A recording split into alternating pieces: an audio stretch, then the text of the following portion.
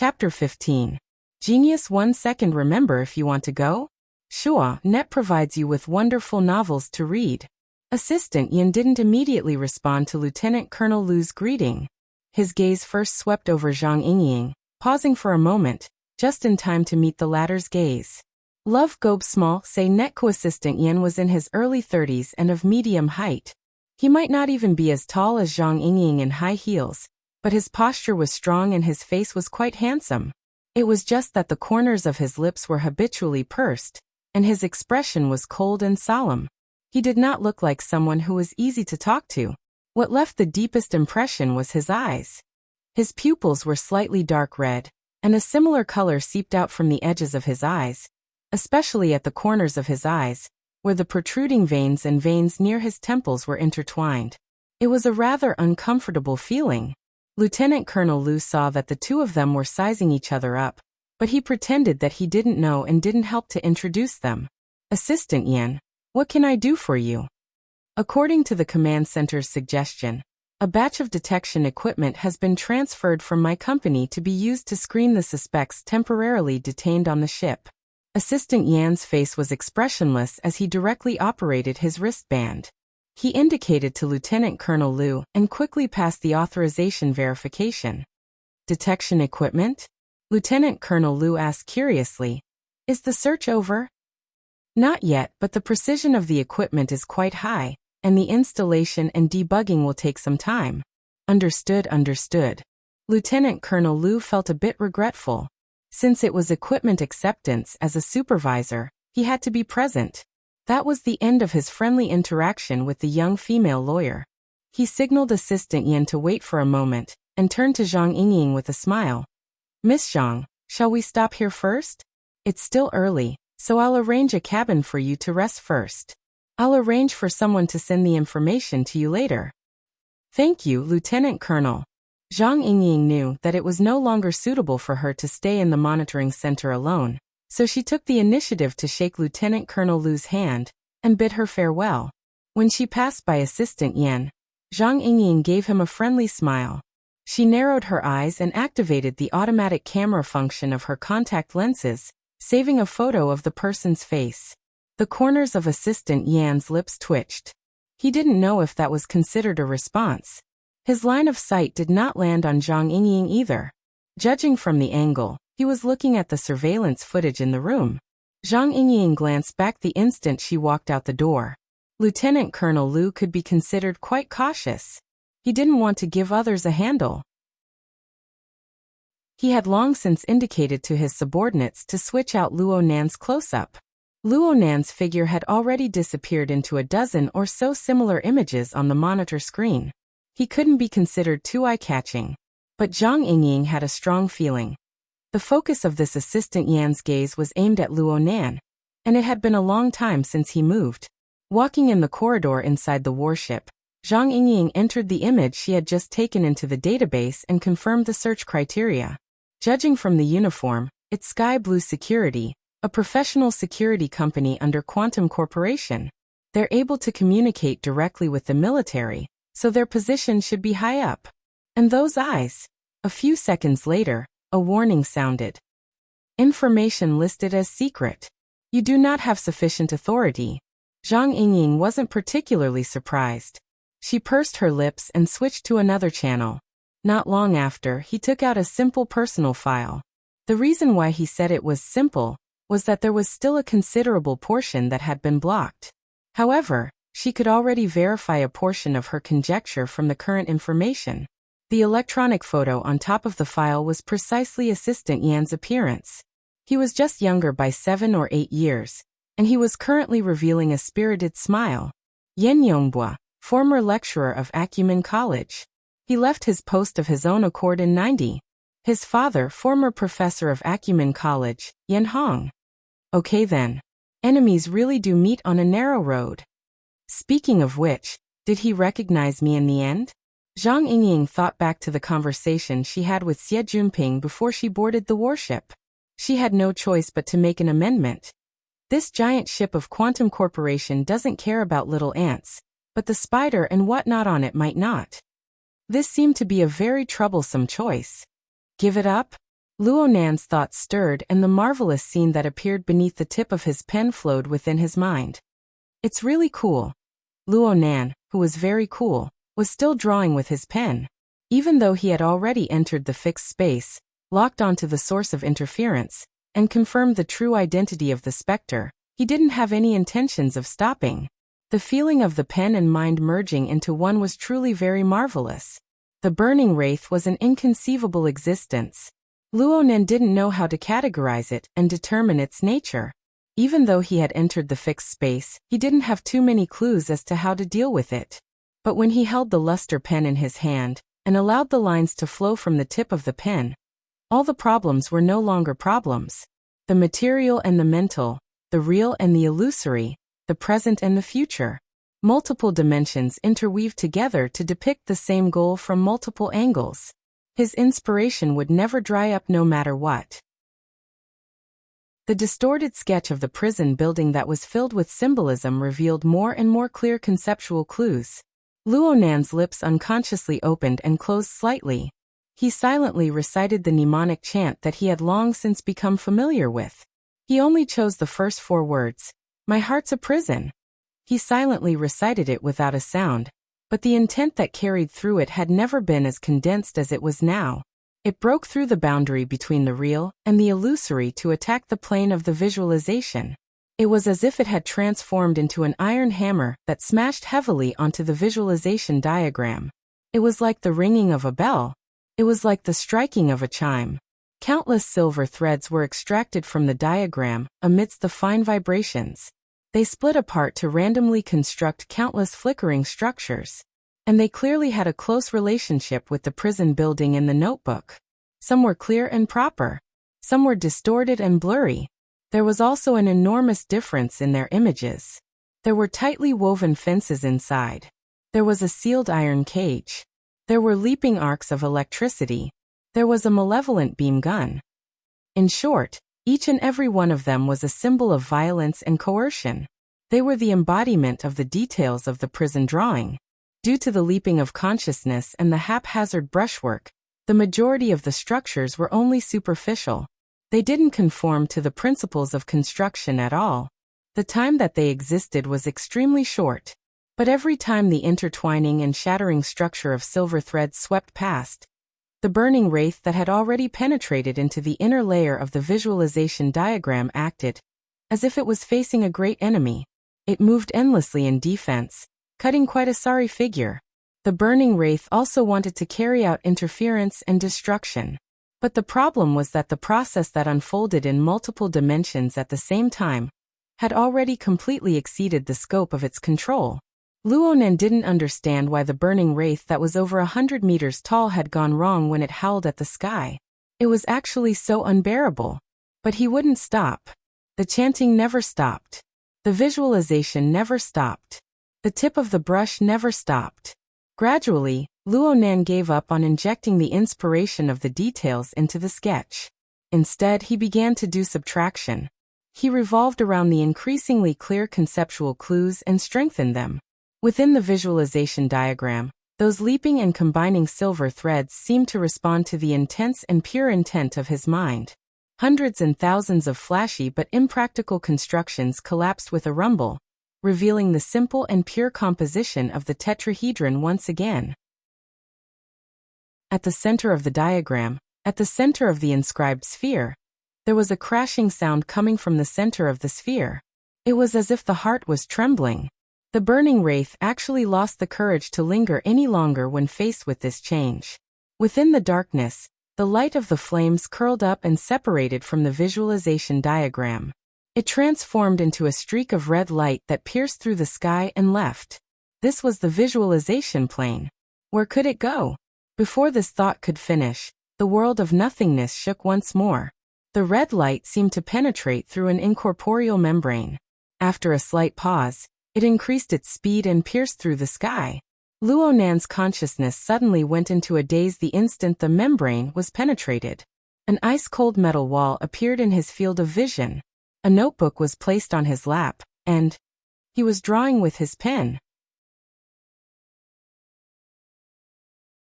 Chapter 16. Genius in 1 second. Remember Love Go? Talk.net, providing you with wonderful novels to read. Out-of-body state. Right now Luo Nan was like watching a supernatural movie. But before he had the time to experience the pros and cons, the burning wraith's red glow had already penetrated through the wall in the blink of an eye, disappearing without a trace. Oh, saying disappearing wasn't accurate.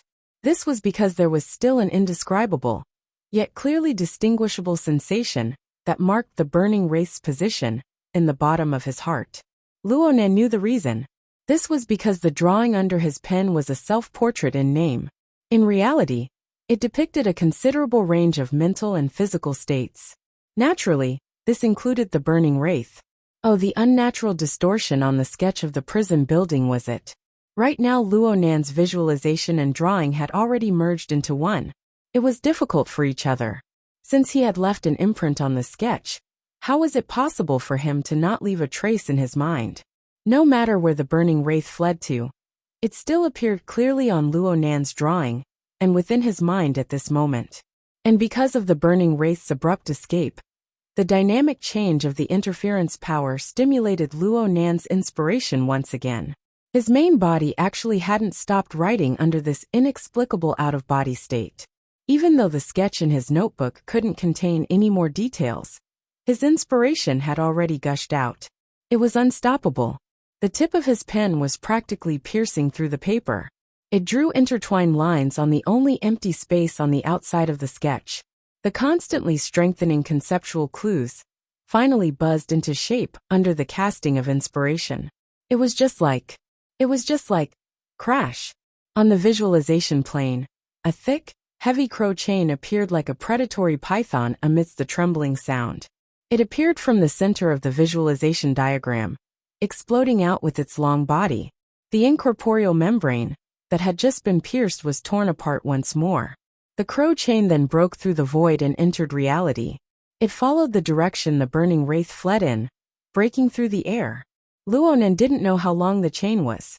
The front half had already entered the void, but the center of the sphere still hadn't been pulled to its limit. Perhaps length had no meaning on this plane. In a split second, Luo Nan heard a sharp hiss.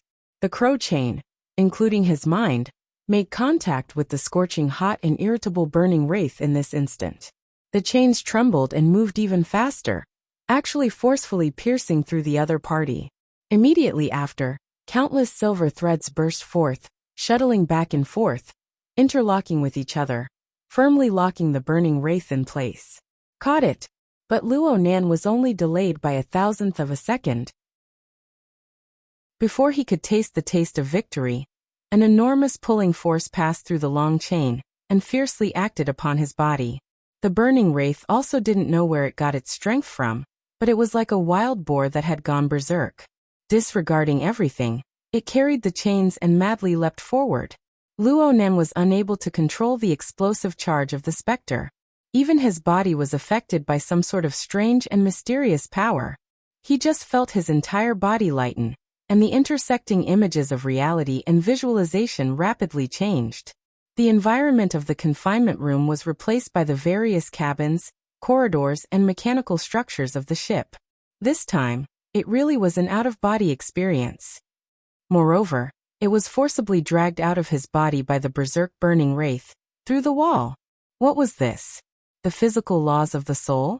At first, Luo Nan was still thinking whether or not there were people who could see this unscientific scene. But soon he was certain that the soldiers, officers, and AI machines that came and went on the warship were completely unaware of the chase that was happening above their heads. The tightly guarded transport ship had been completely transformed into an undefended racecourse. At least it was like this for now. It must be said that this was quite a novel experience. Luo Nan also tried to observe his current state of existence. He worked hard for a long time before coming to a preliminary conclusion. In his soul state, his form was very close to that of the burning wraith. It was just that he didn't have that oppressive dark red fiery glow. He was more like a shadow of nothingness. Luo Nan still wanted to carefully experience it for a bit. But after a short period of muddle-headedness, he sensed a chill that rapidly increased in intensity. It was simply like he was raging through a world of ice and snow with his naked body. The cruel cold wind sliced at his body like blades. The incorporeal cold wind was simply unavoidable. The incorporeal soul didn't have the effect of splattering blood in all directions, but the intense feeling of pain was real and real. It was very clear that the situation was tilting in a dangerous direction, and it was clearly closely related to the hasty and passive out-of-body experience. Luonan's first thought was to hurry and return to his main body. But right now his mind and the chains coexisted. They were all bound to the burning wraith. He was completely muddle-headed as to how to unbind and how to break free. The more muddle-headed he was, the more he needed to do something. Luonan did 3 things in this life-threatening moment. First, he made a comparison. Which was more painful, the cold wind cutting the soul or the psychotropic drug composition cutting the nerves? Conclusion: there seemed to be no difference. Second, he made a confirmation. In the end, was there still a connection between the soul and the main body? Conclusion: the main body was in quite a bit of pain over there. Third, he raised a question. Since there was a connection between the soul and the main body, where was the connection? Conclusion: I don't know anything else, but it certainly existed on the visualization plane and the draft drawing. Even though it was a bit abstract. The first conclusion strengthened his conviction. The second structure gave him a clear direction. The third conclusion gave him a method. At this very moment, his firm conviction transformed into another wave of chanting sounds. The first 4 words rumbled within the visualization plane and within the soul. My heart's a prison. The visualization plane still blended together with the draft drawing. Between reality and illusion, the messy yet distinct layers of the prison building seemed to be truly constructed. It was piled up layer by layer, covering the limits of Luonan's range of perception like a dark cloud.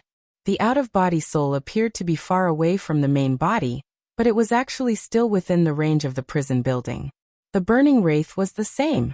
The heavily chained crow shuttled back and forth within this seemingly illusory building, transforming into beams, pillars, thick walls, prisons, torture tools. And it was also at this moment that Luonan truly understood the essence of the heavily chained crow. No matter what kind of prison it was the embodiment of coercive rules. Coercive power was certainly the #1 priority. There must be the power of punishment when facing a disobedient prisoner.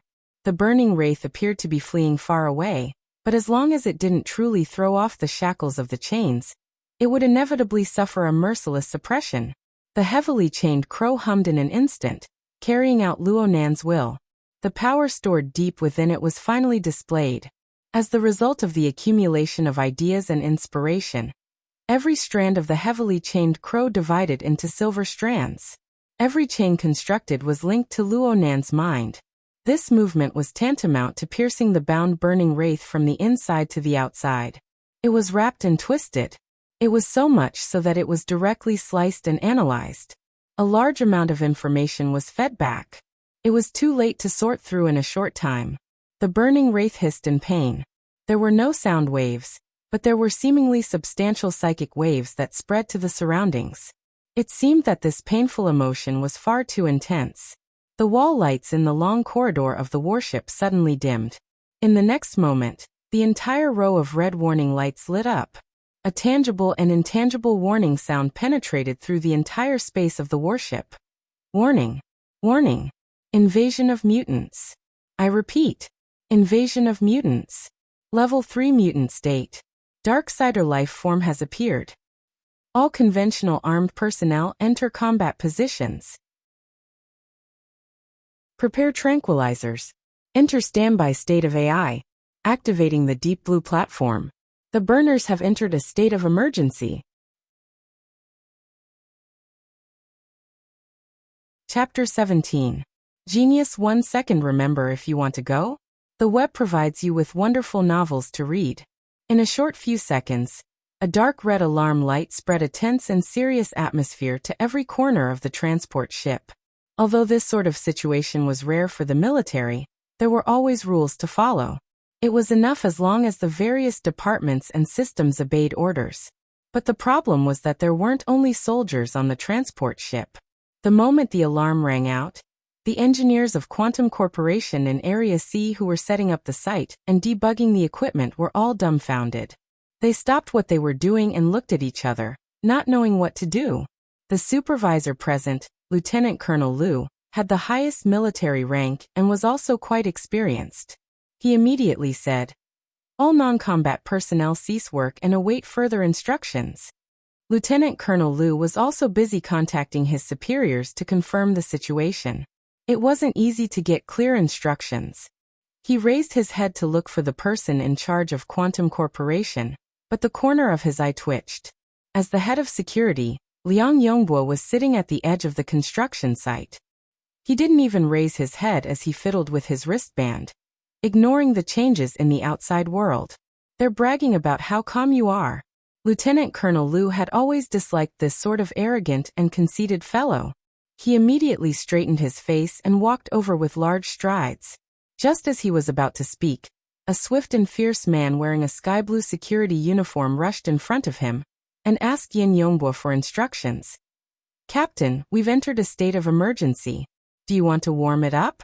"Warm it up, Old Black." Liang Yongbo still didn't raise his head as he calmly said, "You're wearing an exoskeleton armor and leaping around the warship. Have you ever thought about the feelings of the military? You haven't, right?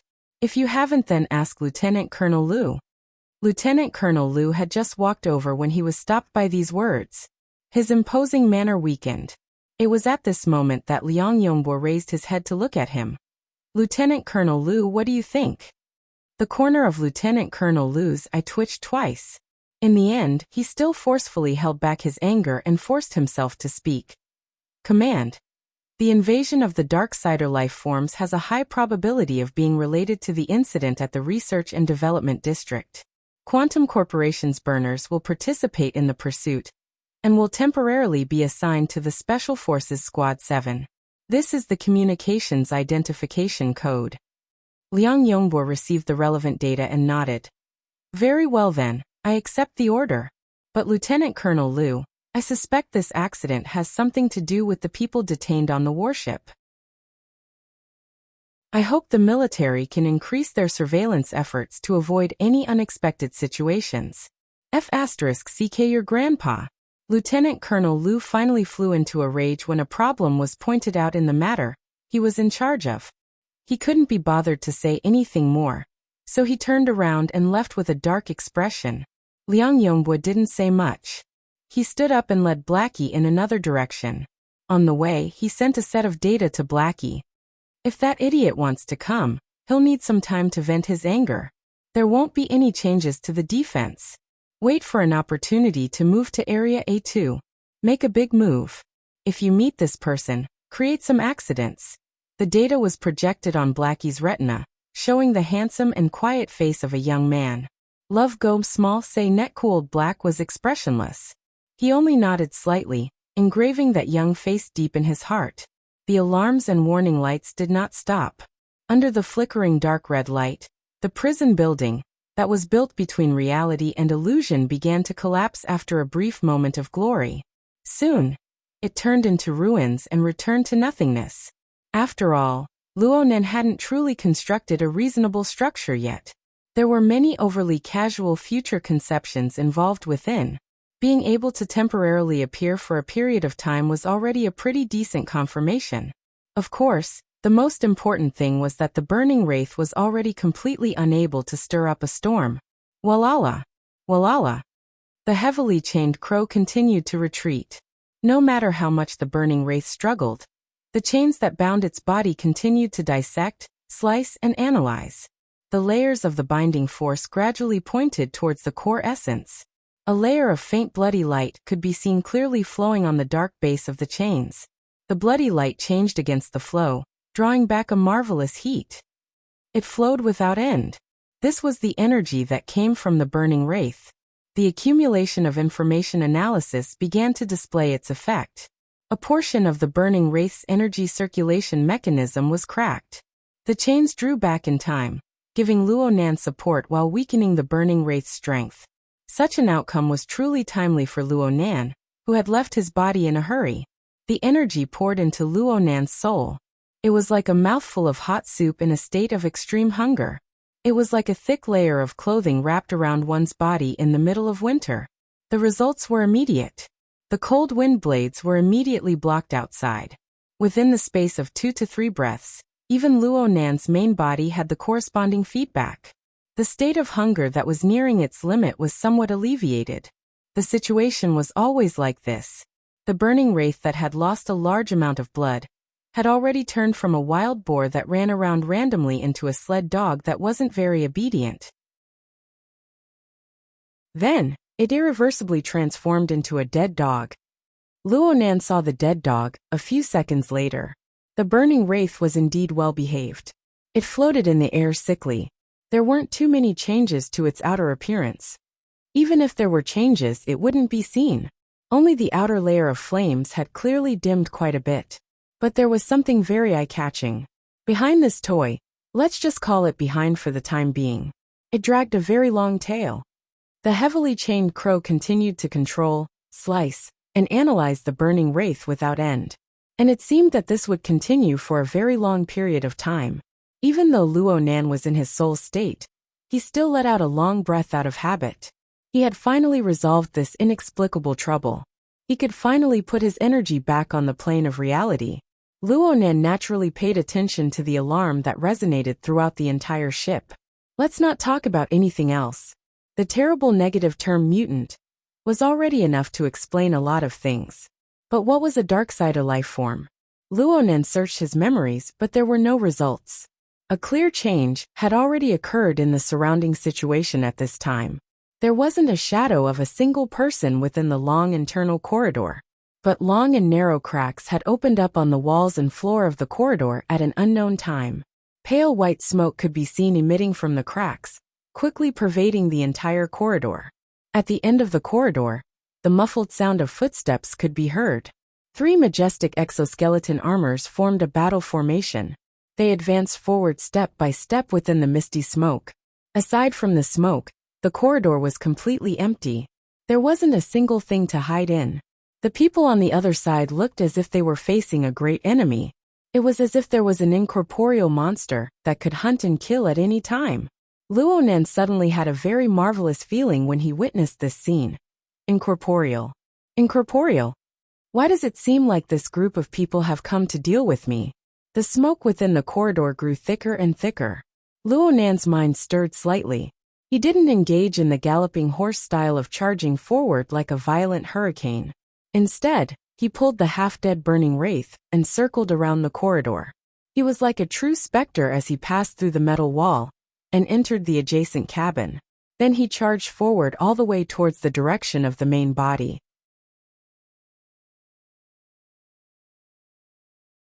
Chapter 18. Genius 1 second. Remember if you want to go? Sure, Net provides you with wonderful novels to read. After Luo Nan flew past a few cabins, he discovered. Actually, the situation here was quite similar to the situation in the corridor. Several transmission ports were opened within the cabins. Faint white smoke flowed out in an unending stream, and the concentration was even higher due to the cramped space. Many of the soldiers were fully armed and standing in the smoke. Their expressions did not change. It was obvious that they were very familiar with this situation. Of course, the smoke was definitely not poisonous. Luo Nan had paid special attention to the effect the smoke had on the soul body, due to his previous sense of danger. But judging from the current situation, there was nothing unusual. He suppressed his doubts at the bottom of his heart, and focused more on experiencing the feeling of passing through walls. Is this what an out-of-body experience looks like? Luo Nan used various methods to penetrate through 7 to 8 metal walls in a row, before confirming his own state once more. His grandfather's formatting theory was a field of metaphysical knowledge to a large degree. Luo Nan would read a few books on philosophy, metaphysics, and mystic arts in addition to his usual research. It was not a difficult task for him to accept his current state. However, Luo Nan also sensed that this ability of his was far from reaching the level of perfection when compared to the ancient records and the knowledge of the mystic arts. When he'd just left his body, he'd almost been dismembered by the cold air of the outside world. Thinking about it now, he still had lingering fears. He had to rely on the burning wraith, this external fuel tank, to ensure that he could cruise for a long time.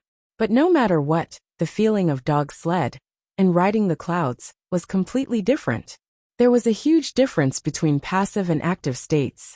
This was the first time Luo Nan had relied purely on his own will to move after his out-of-body experience. Of course, he wasn't used to all sorts of things. Love gobe smalt say netka most of the time. There will be some redundant actions and thoughts. More importantly, he had not truly adapted to observing the world in the form of a soul.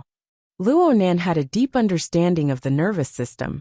He quickly discovered that on the soul plane, the traditional 5 senses of sight, hearing, nose, tongue, body and mind, had undergone a large-scale transformation in their operating mechanisms. The visual and auditory processes on this plane were actually an inefficient process. Luo Nan was like a radar in his soul state. He was constantly receiving all sorts of wavelengths from the outside world. The source was so rich that it far exceeded the types of signals that the human nervous system could receive and process. If he stuck to his habit, most of these signals would naturally be lost.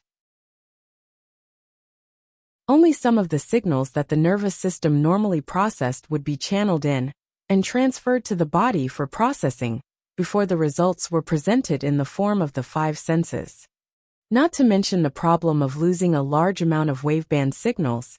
Even the processed signals would be distorted to a large extent due to the lack of real stimulation to the nervous system.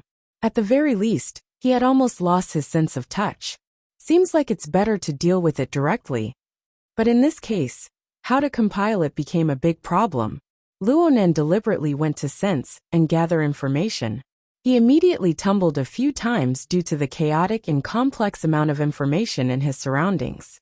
It seemed that it would be a long process for him to adapt to life on the soul plane. That is to say, with the change of thought, the level and range of the soul sense would be partially expanded. It was like a classical radio, in which one could occasionally hear something interesting amidst the clattering noise. This was an extremely novel experience. Luo Nan didn't mind spending a bit of energy to mull over it. At this moment, a few intermittent keywords caught his attention. Luo Nan's mind stirred slightly, and a small deviation occurred in the direction he was heading. While he was releasing his senses, he was still separated by several layers of metal walls, yet clamorous noises assaulted his face. Luo Nan actually felt a strange sense of intimacy as he entered. This was because this was the place where Lian Yu Li Xueqing and the other rich kids were imprisoned. Luo Nan never thought that he would be able to enter and observe the environment he once stayed in such a marvelous way.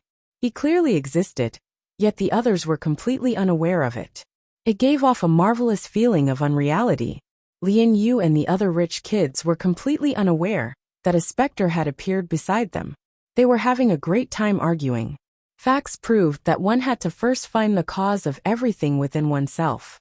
The atmosphere between the group of rich kids wasn't any better after a certain pervert was imprisoned by himself. Because of the series of events involving the banned drugs, the imprisonment, and Li Xueqing, the group of people went from lamenting to complaining to arguing and clamoring. The atmosphere unwittingly became tense again. The alarm of the mutant and the strange situation of smoke pervading the air caused them to quiet down for a while. But it was unknown who took the lead and arguments appeared once more. But this time, the content of the argument had a bit of meaning. The focal point of their argument was the mutant species. The evidence for the mutant species spreading through the ocean is conclusive. You don't need to talk nonsense, okay? Are your ears stuffed with shit? Why would I deny the spreading through the ocean? I'm just saying that there's a lot of evidence pointing to the appearance of a new source of infection. The source of infection came from your mouth, right? F***CK. The so-called mutant species referred to the large-scale, highly contagious, mutated phenomena that began to appear in the later stages of World War III. It was simply the most destructive and terrifying example of the world's biology. The most popular explanation for its origin was this. In the depths of some oceanic trench in the Pacific Ocean, a door leading to the depths of the Earth's crust had been opened. Or perhaps it was an even more inconceivable place. Therefore, the fatal pollution came from the ocean. It passed through the marine biosphere to invade the freshwater system and the continent's ecosphere. In the short span of a few years, all sorts of plants, fungi, insects, animals, and even a small portion of humans received varying degrees of pollution. Under the catalysis of genetic mutation, they developed into all sorts of vicious and cruel monstrous life forms. For a time, they were at the very top of the food chain even now. Before the appearance of Quantum Corporation's Deep Blue platform, humanity was in dire straits when faced with such a terrifying species. They could only rely on large metropolitan areas to carry out their defenses. It was truly unbearable to recall. Because it was a matter of life and death, the mutant species was undoubtedly the hottest topic after World War III. Then you explain, what is a dark-sided life form? The Mutant Species Encyclopedia was published in the year 2091. I have the complete set. There are 17 major species, and over 2,000 types of mutations. Which eye of yours saw a dark-sided life form? Sure, if you think your encyclopedia is a holy scripture, then I'm convinced. You're so stupid that I'm convinced. Wait. Finally, someone came out to stop the quarrel. There's no need to be angry about this matter. A new species of mutant can jump out at any time. We're all amateurs. It's impossible for us to figure it out. Hey Towsy, your old man is a big financial backer of the field laboratory. Have you ever heard of this thing before? Lu Tao, who wore vintage gold-rimmed glasses, looked refined and refined. He could be considered a small anomaly in the crowd. He normally didn't speak much, but he had a certain shocking flavor. He had been holding back his big move as soon as he heard about the dark-sided life form. Now that he finally had the opportunity, he chuckled. Dark-sided life form. Treat it like a specter. It's a pretty good angle to cut into.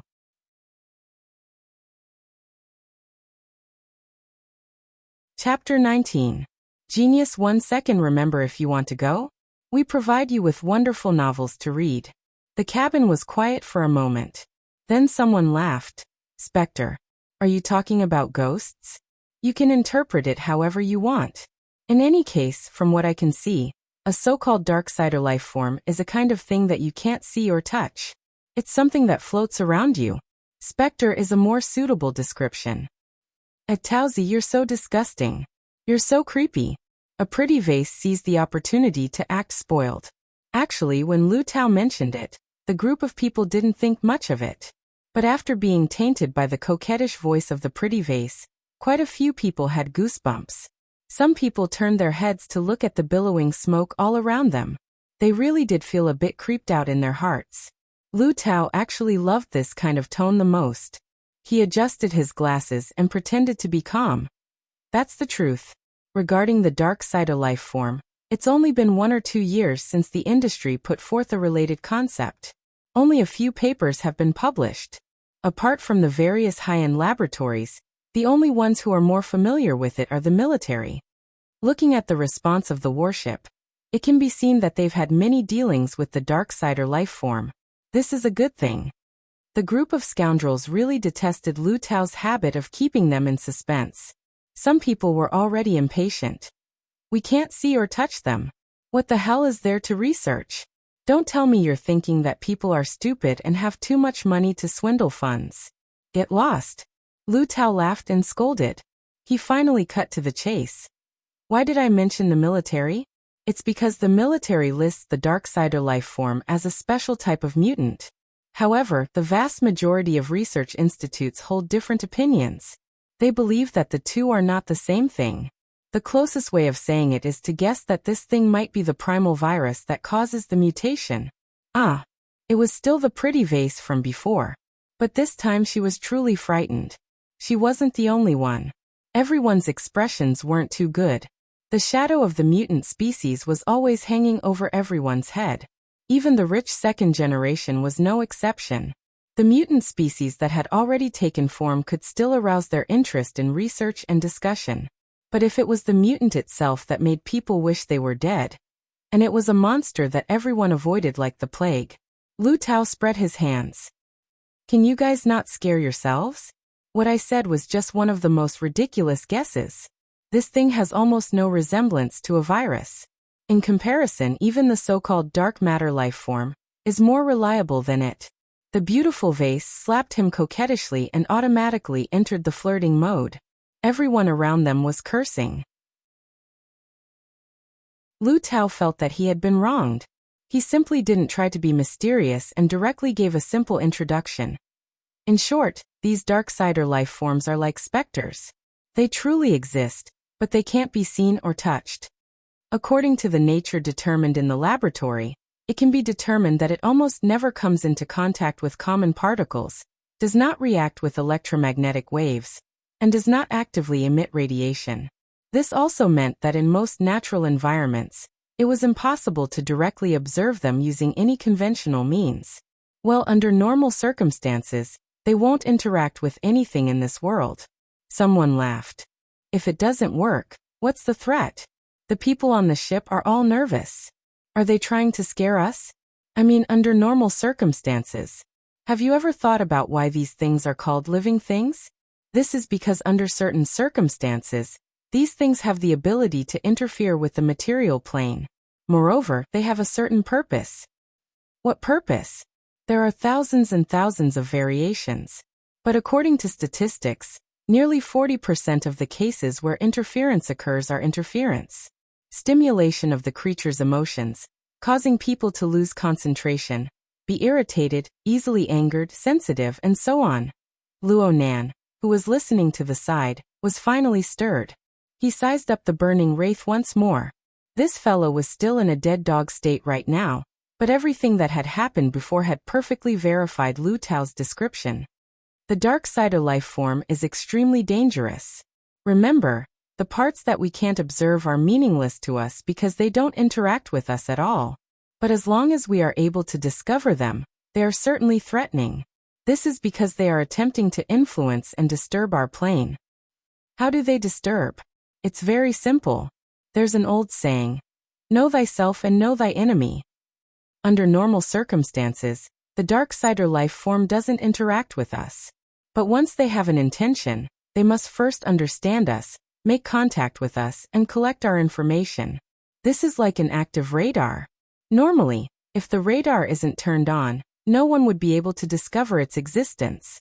But if they search with a certain purpose, they will certainly emit a beam and expose their position. Luo Nan, who was observing the burning wraith, was suddenly startled. His attention became unprecedentedly focused. Of course, the Darksider life form is 10,000 times more hidden than a radar. They don't even need to emit a detection beam or anything. They just need to absorb the various wavebands in the air. Then they can analyze and process them in a way that we are unable to understand. And this is also the only opportunity we have to detect them. Lu Tao was high from talking. His arm pointed at the surrounding mist. Do you see this shadow mist? This mist releases a type of special particle. They are extremely sensitive to the various wavebands in the air. Once they discover which direction has a relatively concentrated nature change in the waveband, they can transmit the relevant data to the central AI through various sensors. They can conduct analysis and determine the probability of the Darksider life form appearing. Lian Yu, who hadn't spoken all this time, also became interested. Her specialty just so happened to be communications. Taoster, you know quite a bit about this. Lu Tao was waiting for these words. He immediately pretended to be calm. This sort of shadow mist combat technique was developed by a laboratory in the wilderness that my family funded. At this time, there was naturally no lack of people supporting him. F***CK Taoster, you've hidden yourself quite deeply. You guys have earned quite a bit from this technology. Not bad. Not bad. Lu Tao was beaming with laughter. He felt extremely refreshed in his heart.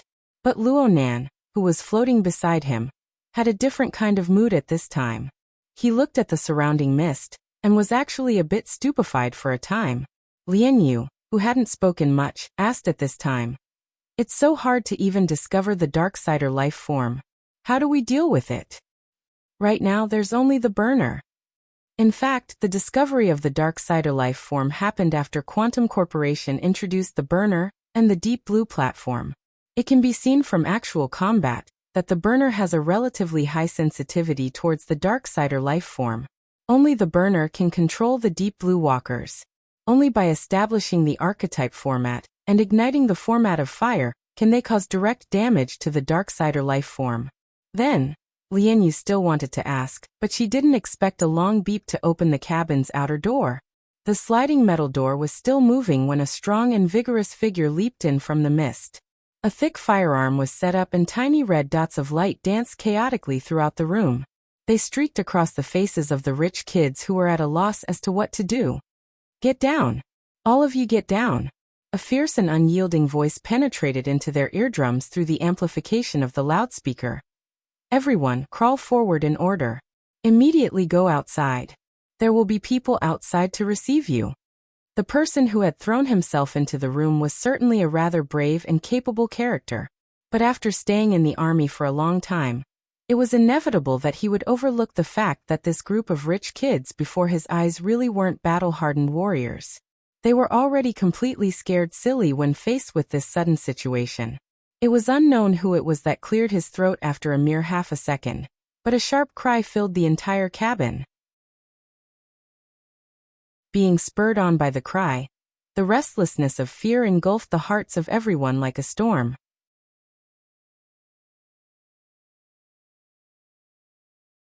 Chapter 20. Genius 1 second. Remember if you want to go? Sure.net provides you with wonderful novels to read. Luonan had to say that he was grateful to this fierce warrior, who charged in first. Love Gobe Small say Netku his opponent's misjudgment gave him a chance to react. Luonan made a decision the instant the shriek rang out. His telepathic thoughts pierced through the heavily chained crow to stimulate the burning wraith. He forcefully pierced the burning wraith awake from its dead dog state, and left it in place. The main body of his soul followed the same path he came from and rolled back. Luonan's judgment was based on the worst possible situation. He didn't hold any hope of getting lucky. As it turned out, it couldn't have been more timely. The military's reaction was lightning fast. Once they discovered the true nature of the screaming second-generation rich kids, they didn't expect to cooperate at all, and immediately took action. Inside the room, the fierce warrior, who was the first to rush and raise the thick gun in his hand. Amidst the roar, a dazzling electric light shot out. This was more effective than any order. Although the screams were even more ear-piercing, the group of second-generation rich kids immediately prostrated themselves on the ground. Other than the fierce warrior, no one else was left standing in the room. Everyone scrambled to the gate that had just been opened, rolling and crawling over. The fierce warrior finally took control of the situation. He raised his head, which was wearing a fully enclosed helmet, and aimed the translucent panel at the empty upper part of the cabin. In a normal person's field of vision, there was nothing but churning smoke and smoke. However, Fierce Warrior obviously didn't think so. His right hand swiped over the switch button of the gun and changed the empty bullet mode to single-shot mode. The muzzle made a muffled sound. In the next moment, a large cloud of fire rose in the half-closed cabin, almost covering the entire upper half of the cabin, like a violent and reckless miniature flame bomb. Right now Luonan was already 2 cabins away. The straight-line distance was over a dozen meters. But since the chains were still fused with the burning wraith, it was very hard to pull them away. The information from the other side was unavoidably transmitted back. Luonan's mind trembled the instant the fiery cloud soared. A substantial impact traveled along the chains. Even though Zhang Xian was just an ethereal soul, it felt as though he had been punched in the chest, leaving him in a terrible state. Luonan was certain that the true destructive power of this shot was absolutely not the seemingly violent flames. This was because Luonan did not feel the transmission of heat at this moment. Instead, it was an attack power that directly reached the soul plane. If he was already like this, then there was no need to mention the burning wraith that was still staying in the cabin. It had just woken up from the dead dog state, and was still somewhat muddle-headed. The red cloud exploded overhead, crossing the boundary between reality and illusion, and acting on its body. In an instant, the burning wraith's body unexpectedly shrunk by a circle from the explosion. It clearly suffered damage. This sort of flame bullet-like ammunition was clearly made to deal with the Darksider life form. Its effects were immediate. However, it wasn't easy to reload the ammunition. After one shot, the fierce warrior retreated and reloaded at the same time. He couldn't complete it in a short time. However, it would be too naive to think that there was a chance just because of that. One person's skills were limited, but he couldn't fight against the other side's numbers. After the first flame bullet was fired, there was a succession of bullet trajectories that cut in from outside the cabin. At least 5 of the same type of ammunition shot into the cabin and exploded. For a time, the cloud of fire churned and the temperature of the entire cabin rose by at least 20 degrees. The soaring temperature looked frightening, but it was actually meaningless. It proved that the destructive power of the ammunition had shifted beyond the conventional plane. The burning wraith that remained in the cabin had the most right to speak. Not only did this wave of flame bullets have a direct attack on the soul plane, it even had a viscous ability. The burning wraith also attempted to flee when it suffered the attack. But it was as if a bucket of glue had been poured into the surrounding void, making it difficult for the burning wraith to move. Perhaps it was some sort of incorporeal and powerful magnetic field? Luo Nan continued to ponder as he retreated. Right now he could see that the military had clearly formed a set of effective methods to deal with the Darksider life form. If he had stayed behind just now, it was truly unknown what would have happened to him. Luo Nan's route of retreat and method had been carefully considered. From Lu Tao's introduction, he roughly understood that the Shadow Mist's capture of the Darksider life form wasn't really a matter of seeing it. Rather, it was a method of calculation that had a problem with probability. In other words, it was very likely that the military didn't know the true form, quantity, and relationship between the Darksider life form. Luo Nan pushed out the burning wraith that he had just obtained without the slightest hesitation. With the burning wraith attracting firepower, he could be considered safe up until now at least. But at this moment, the burning wraith that was bound within the cabin had finally aroused its vicious nature after it had suffered a series of attacks. The wraith's body, which was already riddled with holes, suddenly shrunk. Its originally incorporeal shadow body became a bit more solid. There was even an instant where the outline of a body became even clearer. The heavily chained crow, that was still locked together with the burning wraith, transmitted concrete information. But Luo Nan wasn't able to discern what it was for a time. He just felt that it was some sort of vicious beast. This incorporeal vicious beast faced the sky and roared in the next moment. Psychic waves that were nearly tangible filled the cabin in an instant. They penetrated through the metal walls and rapidly spread. From the moment the gunshot rang out, the burning cloud of fire above their heads simply scared the rich kids to the point of pissing their pants. They all screamed for help right now. Some people didn't even have the strength to crawl cleanly. Luckily, the soldiers outside the door saw through their nature and changed tactics. They promptly extended their hands and dragged them out. But the burning wraith's roar arrived at this time. Actually, no one heard the sound. But under the sweeping psychic waves, an irrepressible fear of death erupted in everyone's hearts. At least 3 people pissed their pants in this instant. There were even some who directly fainted. But on another level, through the chains and through the burning wraith, Luo Nan saw that this group of rich kids had already collapsed in the face of fear. Between their mouths and noses, between the pores of their bodies, a very strange thing began to ooze out. Countless dark red specks of light floated up. They were like specks of dust floating under the sunlight. But the dim glimmer clearly contained a marvelous energy. It was like a strange spore. And its source was the dozen or so shivering rich second-generation heirs inside and outside the cabin. Practically everyone's body sprayed out these dark red spores, interweaving with each other. As a whole, they formed a thin glowing mist that covered the entire cabin. The density of the glowing mist rose far too quickly. There were large amounts of spores exchanging in and out of their bodies at every moment. The density was so great that it simply burned with a layer of gloomy flames. Finally, the density of the glowing mist reached a certain limit. It spontaneously bubbled up and submerged the burning wraith within. Only a vague outline of its outline could be seen. At first glance, it looked like Luo Nan had sketched the wraith in the beginning. It was just that it was much more concise. There were many places that had already broken away from the structure of a picture. It had become extremely abstract. As a whole, it was just like an enlarged strange symbol. The burning wraith locked onto its target the instant the symbol appeared. The fierce soldier, who had always been at the very front, had a sturdy body wrapped in exoskeleton armor. It was as if it had been struck by lightning. Then it violently twitched and fell backwards. However, a faint smoke rose from the tangible body, and then it showed signs of dissipating.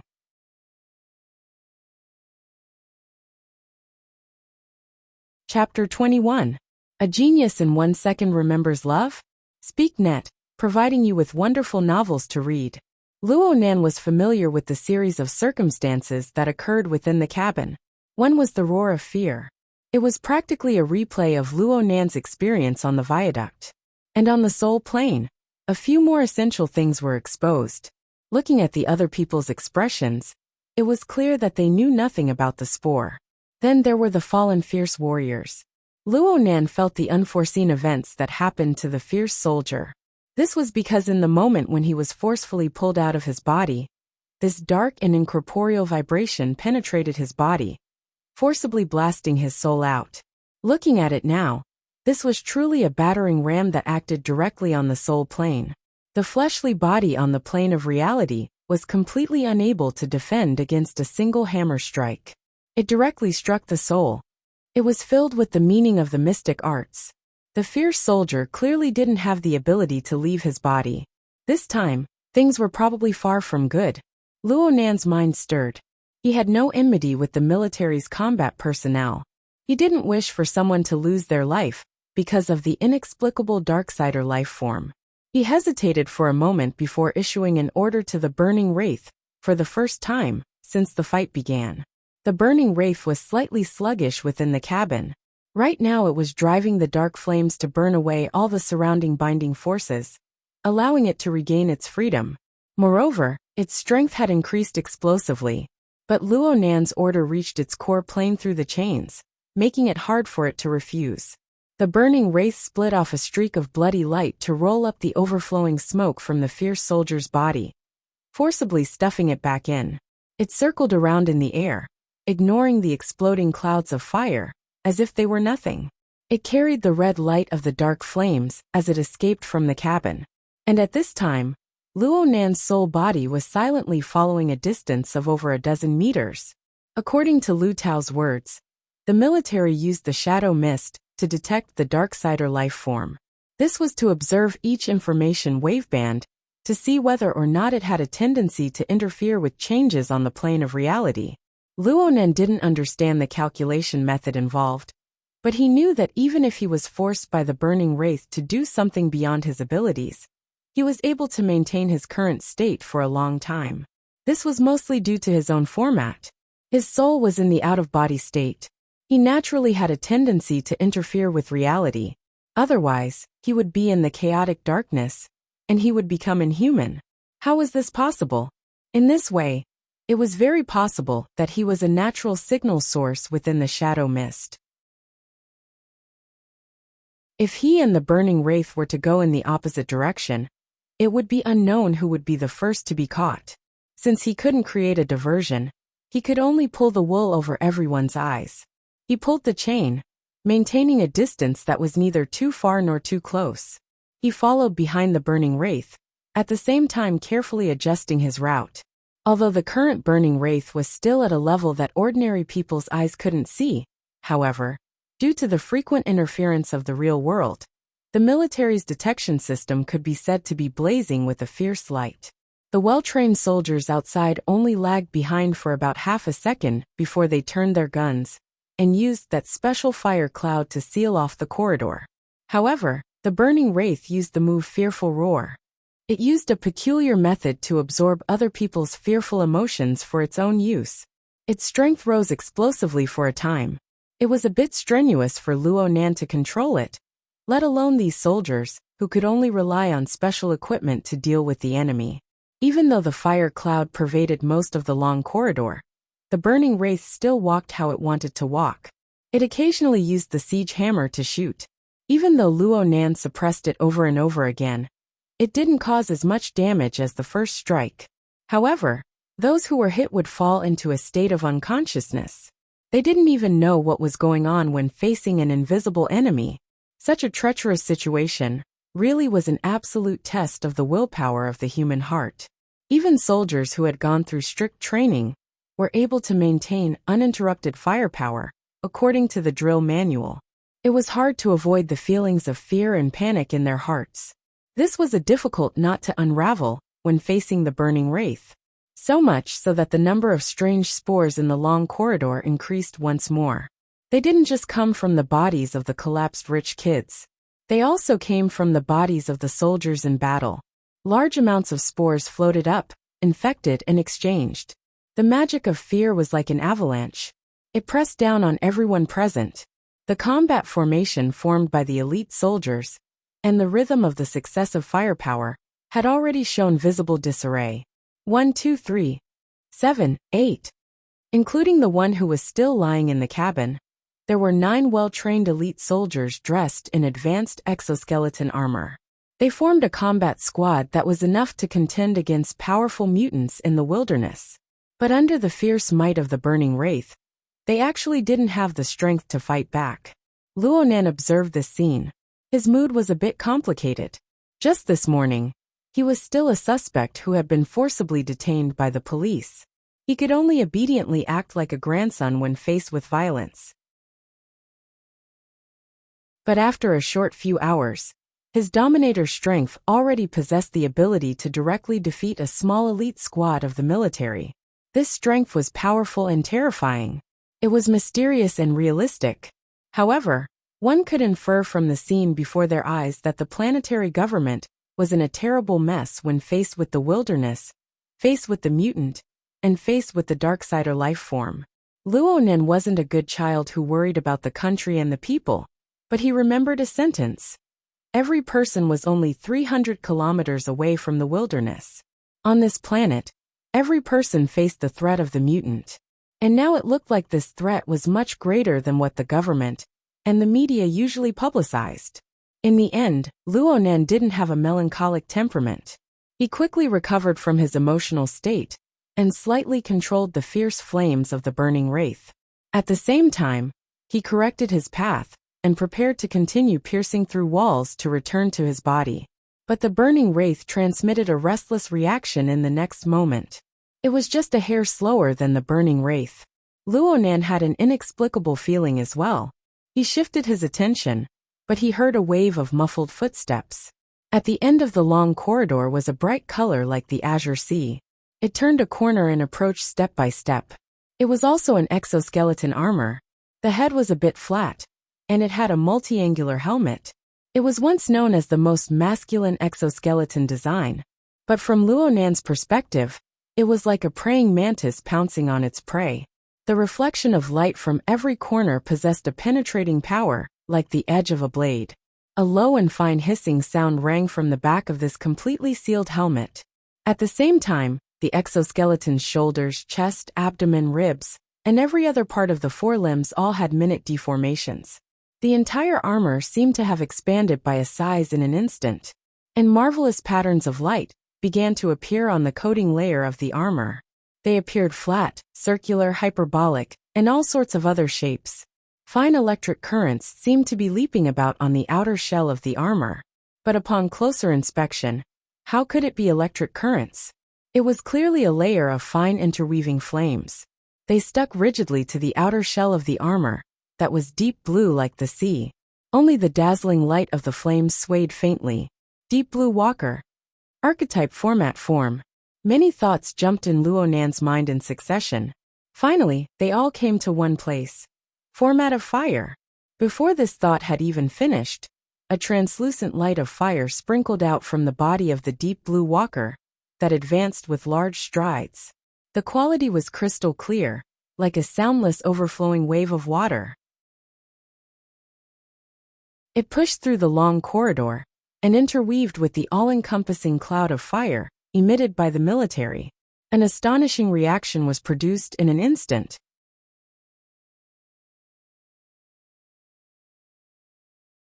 Chapter 22. Genius in 1 second. Remember Love Go? Speak Net, providing you with wonderful novels to read. Gurgle. Gurgle. Luonan could clearly hear the clamorous sound of boiling water. In fact, the majority of the long corridor was filled with fire clouds that were boiling. The swelling and bursting dark red bubbles were piled together. At first glance, it looked like a lava lake in the ground. But from the perspective of the burning wraith, these bubbles were like a strong detergent with a barrel-rolling effect. The spores stirred up by the roaring of fear were immediately annihilated the moment they came into contact with the boiling fire clouds. Even the power that was already operating effectively, such as the gloomy dark flames that revolved around the wraith's body, also received enormous interference. A vortex formed in the void. 3 types of flames. Whether it was the burning wraith, the deep blue walker, or the flames released by the soldiers, as long as they were sucked into the vortex, there would be no reaction. If this was all, then the burning wraith wouldn't be considered to have fallen into a disadvantage. But the problem was, who would want to fight you one-on-one on this military transport ship? A muffled bang rang out. A blue light suddenly burst forth from a certain cabin on the side of the corridor. A robust figure rushed out from the side. It was actually another deep blue walker. Its propulsion system had clearly been pushed to the limit. It was much more valiant than the previous one, directly pouncing forward. The alloy dagger in its hand was raised horizontally. The same translucent format of fire flickered on its surface. So accurate. Luonan nearly suspected whether or not this slayer possessed the ability to directly perceive the Darksider life form. The direction of the dagger's edge was actually cutting straight at the area where the burning wraith was located. It was near the center. The burning wraith's reaction was a bit slow. Perhaps the distance between the two was too close, or perhaps it lacked a sense of danger from a physical attack. Only when the fiery light of the dagger neared its body did it blur its figure in an attempt to dodge. In the end, it was still too late. No matter if it was the outer layer of gloomy dark flames or the inner layer of near-nothingness of the shadow wraith, a long scar that could be seen with the naked eye was directly cut open. Everything within was transformed into nothingness. On Luonan's side, the information transmitted by the burning wraith suddenly turned chaotic. Then a ruthless power burst forth. The burning wraith's vicious nature had already been aroused. It completely disregarded Luonan's previous orders. The siege hammer no longer held back and directly struck. The Slayer's protective format of fire abruptly darkened, and its body, which was still gliding through the air, lost control. It crashed into the metal wall of the long corridor with a loud bang, leaving a few shallow dents in the sturdy alloy. Many people exclaimed in surprise. But with this collision, the exoskeleton armor weighing hundreds of kilograms bounced back. The protective flames on his body dimmed even more, and the flames on the dagger in his hand almost solidified. Like this, he leapt into the air and swung his saber again. Oh no! Luonan cursed inwardly. It looked like this blade had deviated quite a bit from the previous strike. It had only swept to the periphery of the burning wraith. But that tyrannical and fierce will had already converged and linked up with the format of fire, directly attacking the core of the burning wraith. Receiving 2 consecutive strikes, especially the last saber strike, directly caused the burning wraith's reaction to become disordered, and it froze on the spot. Love Gob Smalpse Netka sure enough. Although this thing looked ferocious, it was actually most afraid of going against a firm and strong will. It had been subdued by UCI before, and now it was stupefied by a single saber strike. Of course, the Slayer's situation wasn't good either. After that saber strike, it directly smashed flat onto the floor, sliding into a corner, and stopped moving. Save him. At this time, the first deep blue walker to enter the field and control the field gave a loud order. At the same time, he seized the opportunity to control the format of fire, causing the already imposing fiery cloud vortex to encircle and crush the burning wraith. But perhaps the chaotic situation in the long corridor gave birth to misgivings in his heart. The surrounding fiery cloud vortex couldn't be considered particularly tight, and a certain problem appeared in his judgment of the burning wraith's position. It just so happened that Luonan had given the burning wraith a stimulus at this time, forcing it to awaken from its stupefied state. The burning wraith didn't care about revenge or anything. It simply transformed into a rainbow of light, forcefully breaking through the weakest point of the fiery cloud. Then it tunneled through the ground, directly passing through the body of a rich second generation, and entered the lower deck of the warship. The central AI's judgment was as sharp as before, but the rich second generation lying on the ground in the long corridor acted as human shields, making it hard to continue the follow-up measures. It could only order a second wave of interceptions. The first deep blue walker to enter the field shook his head. He had no intention of pursuing. He took off his sealed helmet, revealing a handsome and solemn face. It was none other than Yin Yongbua. At this time, the medic went to look at the fighter on the ground, whose life or death was unknown. But before they could truly make contact, the fighter suddenly flipped over and sat up. He pushed the medic aside, and then a heavy fist smashed onto the floor. The fighter's emotions were completely displayed with resentment and fury. Yin Yongbua walked forward. His usually grave and stern face revealed a smile for the first time. He extended his hand towards the fighter. Captain He, controlling your emotions is the #1 task when dealing with the dark side of life form. Moreover, you've already done it to perfection just now. I know very well how I've done things. The fighter simply didn't pay attention to Yin Yongbua's good intentions. Its voice was low and cold. Then it used the assistance system to stand up and recalibrated its armor. Captain He. The fighter turned the translucent panel of its helmet around to face Yin Yongbua. Quantum Corporation's professional quality can be considered trustworthy. I hope we can cooperate in the future and reduce unnecessary mistakes. I treasure this time very much. Yin Yongbua faintly smiled. That's only natural. The fighter turned around and left. Yin Yongbua followed behind. He carefully savored the low and hoarse voice, and the special flavor that belonged exclusively to a woman. He also pondered over whether or not there was any other meaning to her words. Several seconds later, he hung his head down and used the company's public channel to give his subordinates a reminder. The target's strength is strong. Everyone, when cooperating with the military, the first task is stability. Blackie, especially you. Don't be impatient and rush forward. First, be a good support. Blackie naively replied. I know. I'm watching. According to wartime regulations, all non-military communication channels were either blocked or monitored. They weren't allowed to speak carelessly either. Yin Yongbua's words and actions quickly drew a warning from command. But since there wasn't any sensitive information within, and it coincided with the military's position on Quantum Corporation, the criticism was just routine business. Only Yin Yongbua and Blackie, the two people involved, understood the true meaning within. Delay the operation for now. Observe and wait for changes. Yin Yongbua hung his head down. His mind spun. Today was truly a lucky day.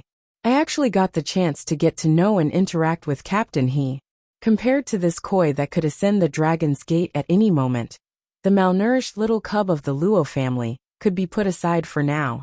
There were many ways to probe a child's background, but today's good opportunity wouldn't come again if it was lost. No matter what, he had to leave a good impression in the eyes of Captain He. Yep, putting in a bit more effort wasn't a big deal.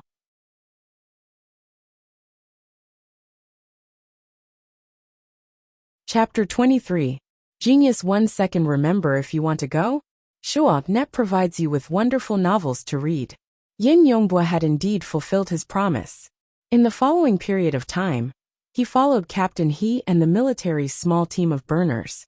They rushed to every deck and corner of the transport ship in pursuit of the dark side of life form. This pursuit continued for around half an hour. The dark side of life form even charged out of the ship's hull in the end in an attempt to escape. But in the end, the 5 deep blue walkers joined forces to surround and kill him. Captain He even obtained the opportunity to strike a fatal blow for revenge. The chaos on the warship finally subsided.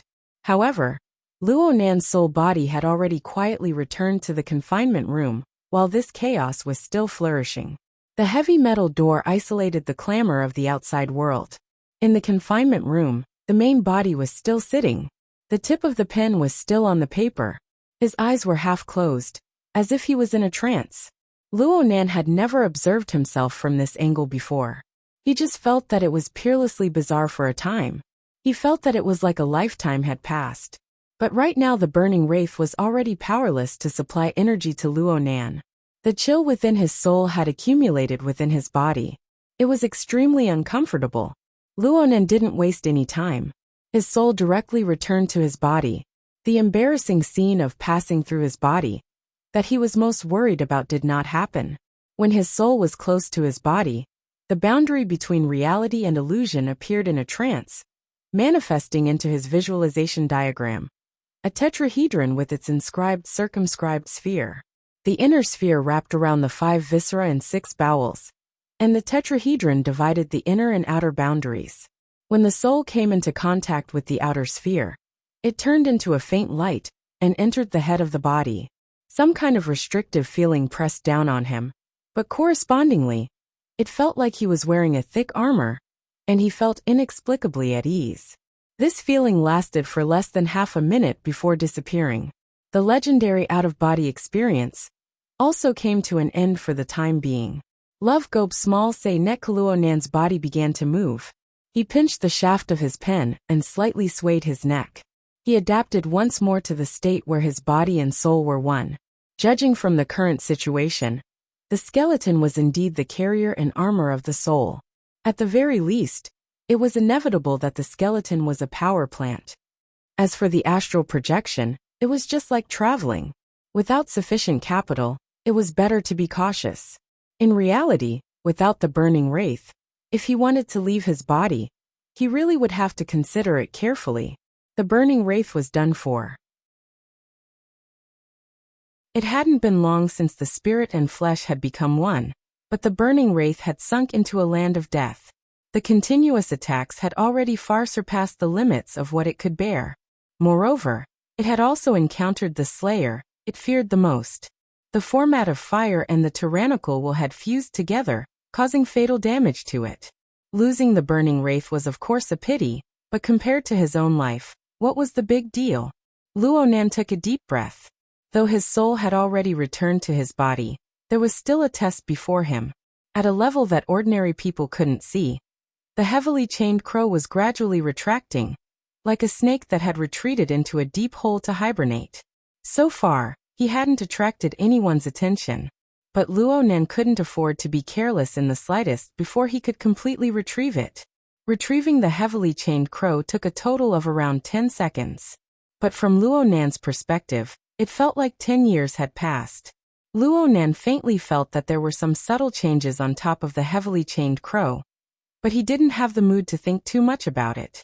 He maintained his drawing posture all the way until the chains were completely retracted, returning to nirvana along with the visualization diagram. Occasionally, he would draw a few lines that even he himself couldn't make heads or tails of. He silently waited.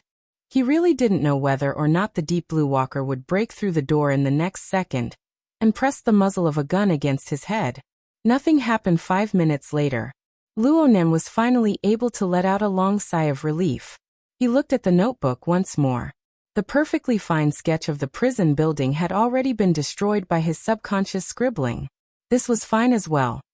Luonan closed the notebook, raised his head and closed his eyes. He leaned against the back of the chair, wanting to empty his mind and truly relax for a moment. But who knew that a prompt would ring out in the next second? The metal door slid open amidst the crackling sound of electricity. Luonan suddenly opened his eyes. His body nearly sprung up, but in the end, he still slowly relaxed after a moment of stiffness. He sat up, pretending to be at a loss as he looked toward the door. As for whether or not he was pretending, only the heavens knew. Luonan let out a breath of relief when he saw the person at the door. It wasn't a deep blue walker. It wasn't any fully armed combat personnel either. It was the captain who had brought him here before. You. Come with me. The captain's tone was quite calm as he indicated for Luonan to follow him. Luonan didn't think too much about it. He got up and followed. He boarded the transport device with the captain and entered the internal communications line.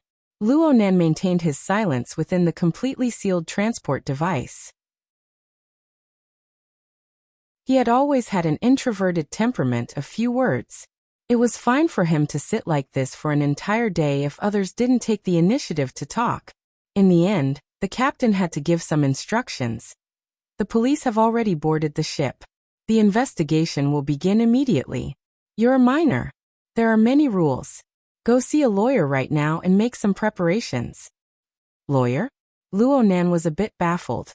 You guys hired him. It has nothing to do with our military. The captain gave a simple response. The transport device arrived at another area of the warship at this time.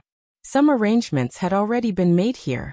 Luo Nan took a cursory glance and saw that there was an interrogation room, a waiting room, an analysis room, and so on. There were also all sorts of sampling and analysis equipment. There were so many of them that they appeared to be quite well organized. Most of the people operating in this area didn't wear the most common gray military uniform of the Air Force. Instead, they wore the black uniforms of the Xia City Police. The captain didn't stop. He led Luo Nan to a room in the corner of the area. He knocked on the door and pushed it open, indicating for Luo Nan to enter. The room was a bit noisy. A woman wearing a business suit leaned against the edge of the table. Her head was lowered as she fiddled with the flexible screen in her hands.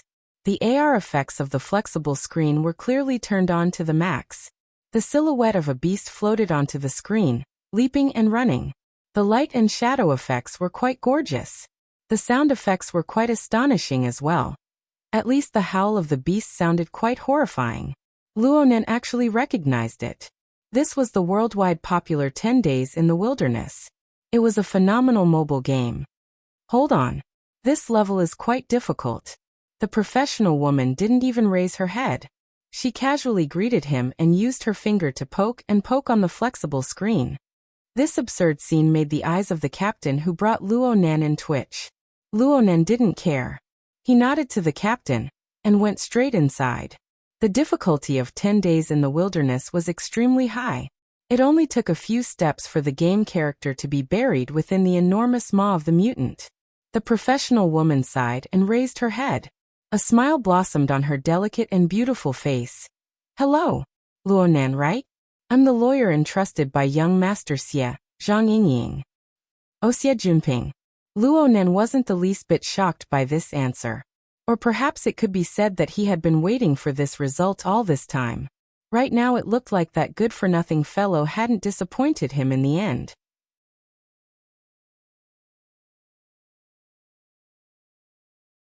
Chapter 24. Genius 1 second. Remember if you want to go? Sure, Net provides you with wonderful novels to read. Zhang Yingying snapped her fingers. It's good that you understand.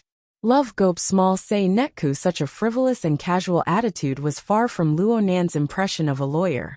Luo Nan felt that compared to Xie Junping sending a lawyer to help, Xie Junping sending a lawyer over was truly shocking. Next, Zhang Yingying's explanation of this matter allowed Luo Nan to confirm this point. You were there when the accident happened in the R&D district. You should know that the military and the police are taking this very seriously. Due to the chaos over there, I don't have the energy to deal with small fries like you, and I can't do any screening either, so I can only temporarily escort you to the transport ship. Well, it can be considered a blessing in disguise. Luo Nan was dumbfounded as he looked at her. Where is the fortune? Zhang Yingying blinked. It's a blessing not to rely on either side. You're still underage, right? Thank goodness we intervened in time on the transport ship. Otherwise, if we went to the police station and followed the strict procedures, there's no way we could hide it from our family. Hee. Luo Nan was left speechless. He had to admit that this young lawyer's words had hit the nail on the head. If his aunt were to find out about this matter, the scene would be truly unimaginable. Zhang Yingying was finally satisfied when she saw Luo Nan's expression change. She said, It's not just this. Did you know about the chaos on the warship just now? I feel it. Luo Nan answered very straightforwardly. The shadow mist still pervaded the confinement room. Even a fool would know that there was a problem. You've got guts. I've seen the surveillance footage they sent. There's smoke everywhere and you're alone. Yet you're still so calm. You're still writing and drawing. It's rare, young man. I like young people like you the most. Zhang Yingying reached out her hand and smacked Luo Nan's shoulder with force, causing his somewhat stiff muscles to scatter. Zhang Yingying ignored Luo Nan's subtle emotions and continued to speak. I arrived on the ship 2 hours ago. I wasn't able to meet with you for a while because the government and the military are nervous. They're afraid that there's a problematic person hidden among you. They don't allow the outside world to come into contact with you. But as soon as this mess broke out, they knew that it was stupid to isolate the inside from the outside, so they began to change their strategy. It was indeed rather difficult to seal the Darksider life form. Luo Nan's thoughts flowed. He was a bit absent-minded. Zhang Yingying put on an act and coughed. So you need to pay attention. Isolating the inside from the outside. You look like you're being heavily guarded, but in reality, you're just trying to be lazy. In essence, you don't care about small fish and shrimps like you. Now that you're letting go, it doesn't mean that you're giving up. Instead, it means that you have the mentality of sifting through the ranks. They're going to be much more serious than they were in the beginning. Luo Nan nodded silently. At this moment there was a knock on the door. The captain from before had returned. Lawyer Zhang, please get ready. It's finally my turn. Zhang Yingying stood up straight. She wore high heels.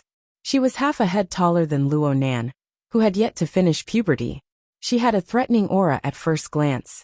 It was a pity that her immature cheeks and energetic smile were incompatible with her serious professional attire. She looked at Luo Nan's taut face and blinked. Are you nervous? Do you usually watch movies? Luo Nan almost couldn't keep up with her train of thought. He only answered a second later. Occasionally. In the movies, what do the villains say when they face the police? Please talk to my lawyer. Bingo! Zhang Yingying slapped Luo Nan's shoulder with force once more. She took the lead and walked out. Luo Nan stared at the slender figure of the female lawyer. One conclusion was already clear. No matter what her true goal was, this lawyer Zhang was not someone that Xie Junping could control. What are you standing there for? Let's go. Let's get this over with. Zhang Yingying urged Luo Nan from the front. Luo Nan laughed and followed her out. The stream of people in the temporarily opened interrogation area seemed to have increased a bit during the time they were talking. Xie Junping had hired a lawyer for Luo Nan. Naturally, the rich kids, as well as the other prisoners, wouldn't fight alone. According to Zhang Yingying, the private lawyers of the rich kids had already consciously formed a temporary team to negotiate with the police. Strictly speaking, Zhang Yingying was also a member of this temporary team. It was just that she had never taken it seriously before. The military personnel automatically withdrew upon entering the interrogation area. The police took over and conducted all sorts of sample tests. Luo Nan didn't say a word from beginning to end. He did whatever he was told to do. He was extremely cooperative. The calculations of the government and the military were roughly the same as Zhang Yingying's judgment. Therefore, the police's attitude was extremely serious as the executors. Therefore, Zhang Yingying's grand words of getting this over with were just words. All sorts of inspections, all sorts of interrogations, all sorts of procedures had to be completed. This even included dealing with the firepower of the other lawyers. Li Xueqing was still lying in the medical department of the warship, undergoing treatment. His family certainly wouldn't let this matter rest. Of course, they couldn't eliminate the possibility of using this to divert attention. This wasn't Luo Nan's area of expertise. Fortunately, he had Zhang Yingying by his side.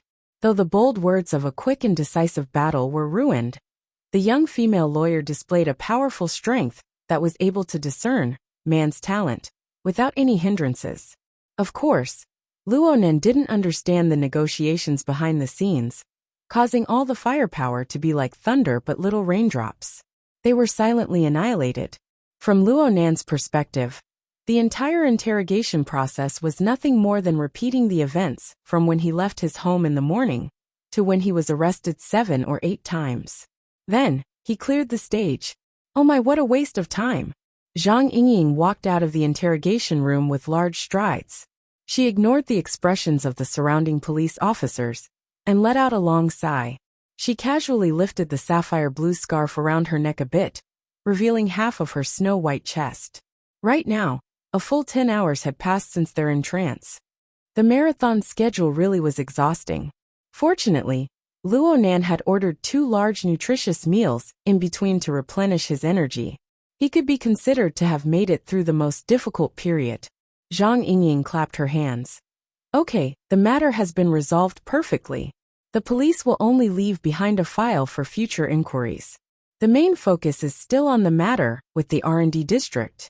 As for the so-called personal injury here, relax. There won't be any repercussions. The world of the rich. Luo Nan was like a normal nationalistic youth.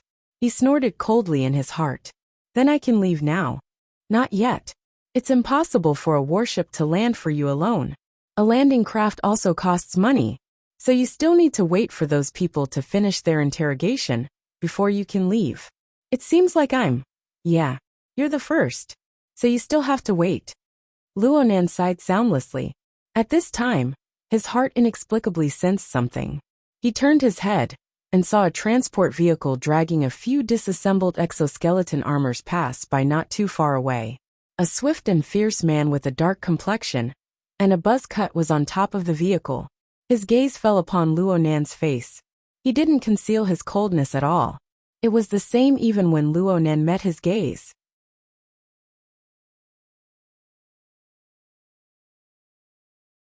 Chapter 25. A Genius in 1 Second Remembers Love? SpeakNet, providing you with wonderful novels to read. Weirdo. Luo Nan moved his gaze away and swept over the exoskeleton armor on the vehicle. There were no obvious markings, but the special blue paint already made clear the answer. Deep blue walkers. Moreover, they were the non-military kind. 90% of the world's deep blue walkers were in the military. This was without a doubt. But as the developer of the Deep Blue platform, Quantum Corporation possessed a few of these so-called experimental models. This was a matter of course. It was just that Quantum Corporation's Deep Blue walkers were not allowed to be equipped with weapons of mass destruction. They had fewer modules, and their physiques appeared quite skinny. They were also equipped with a few auxiliary equipment, such as flow deflector fins. These small details could be hidden from others, but they could not be hidden from Luo Nan. He was even able to find the one that he had once crossed paths among these exoskeleton armors that looked completely identical. The second from the left was the field controller. He was the first to engage in combat with the burning wraith, and he played an extremely crucial role in the final encirclement. Luo Nan's eyes slightly narrowed. The system layout and parameters of the Deep Blue walkers were undoubtedly highly classified. Only bits and pieces could be pieced together from many channels. Perhaps not many people had seen the Deep Blue walkers in their current state. They had just been unloaded. They had yet to be boxed up. Luo Nan clutched his own notebook. He wanted to immediately pick up a pen and completely draw down all the details of this piece of equipment. But at this time, the swift and fierce dark-faced man on the vehicle cast an even colder gaze over. Then he performed an operation. An invisible membrane flipped over from the vehicle, covering and sealing all of the armor. Luo Nan was a bit startled. Then he shrugged his shoulders. Are the people of Quantum Corporation all this petty? He seems to be from Quantum Corporation. You're familiar with him? Zhang Yingying suddenly asked. Luo Nan answered honestly. I don't know him. Then what are you staring blankly for? Let's go. Zhang Yingying urged him from the side, pulling him back to the previous room. She let out a long sigh after entering the room. She turned around and leaned against the edge of the office desk. She stretched her waist. Dealing with those bureaucrats and litigators is really annoying. Luo Nan was speechless towards this female litigator. What was more, he stood in the room, not knowing what to do. Zhang Yingying giggled and pointed at him. You did well just now, so I'll give you a gift. Look, this is the cabin. Don't be dissatisfied. The entire starship has only temporarily lifted the restriction on external communication in this area. Otherwise, how can we play the game? Luo Nan subconsciously glanced at his wristband. Sure enough, the communication and network functions were unblocked. What's with these dozens of missed calls? Flipping through it roughly, he found that most of them were from his cousin Emoya. Starting from the morning, there were 25 of them in total. Then, from 7 p.m. onwards, my aunt also had 3 records. It was already 10 p.m. Luo Nan just felt his scalp go numb. He was unable to think of anything else. He hurriedly made a call back. Naturally, he was looking for his usual accomplice, Miss Emoya. Sister? Anan. Emoya's voice was filled with uncertainty. Sister, what's the matter? What's the matter? What have you been doing all day? He didn't pick up my calls. I couldn't find him at school, and I couldn't find him at home. I was ready to call the police. Did you know that? Moya's high-pitched rock and roll voice was like a sandstorm, covering the sky and the sun. It was also like the explosion of a nuclear bomb, burning with rage. Why didn't you go to class? Why didn't he take the club exam? You tricked me yesterday, didn't you? Luonan, you've grown up. You're just outside by yourself. And you're already having fun? Luonan was instantly showered with a torrent of abuse. The intense penetrative sound broke through the sound reception effect of his wristband and reverberated throughout the entire room. Zhang Yingying whistled and looked up at the ceiling with an innocent expression of, I don't know anything. Luonan didn't care about the awkwardness. He walked away a bit and reported the current situation to his cousin. Today's matter, as long as the burning wraith and the other elements were excluded, it was completely his bad luck. There was nothing to hide. After Emoya vented her accumulated uneasiness and anger, she was still able to listen to his explanation. However, she didn't feel the slightest bit of sympathy for Luonan's misfortune. Sticking together with that trash Xie Junping serves you right for being unlucky. If you don't learn your lesson, you'll suffer in the future. The Mystic Arts Research Society is more or less like this. It's fine if you can't go. Luonan suddenly came to a realization. He had undoubtedly missed the Mystic Arts Research Society's entrance interview today. But how did his cousin know? Looking at the caller ID, Emoya was quite restrained in the morning. She only called 2 times. But starting from 4:30 in the afternoon when the club activities began, she called once every 10 minutes on average. Clearly, she only reacted after knowing that he missed the exam. Emoya clenched her teeth and sneered. I know you're stupid. You thought of an acquaintance over there, so you asked them for help. The problem right now is that you directly missed the exam and stood them up. You're stepping on my face and rubbing it on the ground. Also, you didn't pick up my mother's phone call. It was me who risked my life to say that you needed to do an experiment for the club exam. You better make up this lie for me. Otherwise you're dead. No one can save you from the heavens or the earth. Luonan's heart warmed. He knew that his sister had certainly done quite a bit of work in private. Directly missing the exam this time would indeed make things very awkward. He blurted out. Then I'll treat you to a meal tomorrow as an apology. Emoya sneered. You don't have to treat me. But let me tell you something. Stay away from that circle. That group of bastards have a lifetime of squandering wealth as a foundation. But you don't have anything. I don't want to use the family property I'll inherit in the future to help an idiot like you. The final conversation between the sister and brother had nothing to do with familial love, but Luonan had long since become accustomed to his cousin's way of speaking. He didn't mind it. He also learned that Emoya was guarding his apartment in Blue Bay Community right now. Naturally, he thanked her profusely. Emoya completely disdained this. She said in a loud voice, I'm going to the show. Then she hung up the phone. Emoya had formed a band with other people since her university days. She already had a bit of fame in the Xia City area and was currently on the rise. She was busiest every night. But today she was guarding the apartment for Luonan's sake, waiting for news. There was no need to say how much face she had given up. But Luonan couldn't help but grimace when he thought of the task his cousin had arranged for him. He pondered for a moment, but he still plucked up the courage to give his aunt a call.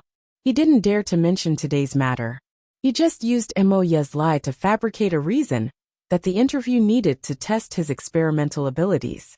As for the exam results, he could only say vaguely that the results would come out tomorrow. He had to deal with it first. It wasn't good for him to turn on a video call. He couldn't tell if his aunt believed him or not from the phone. He just felt that his aunt was quite easy to talk to tonight. She even let him rest early. He had inexplicably passed the test. Perhaps his aunt felt that there was some misunderstanding because he was hesitating about the exam results? That would be for the best.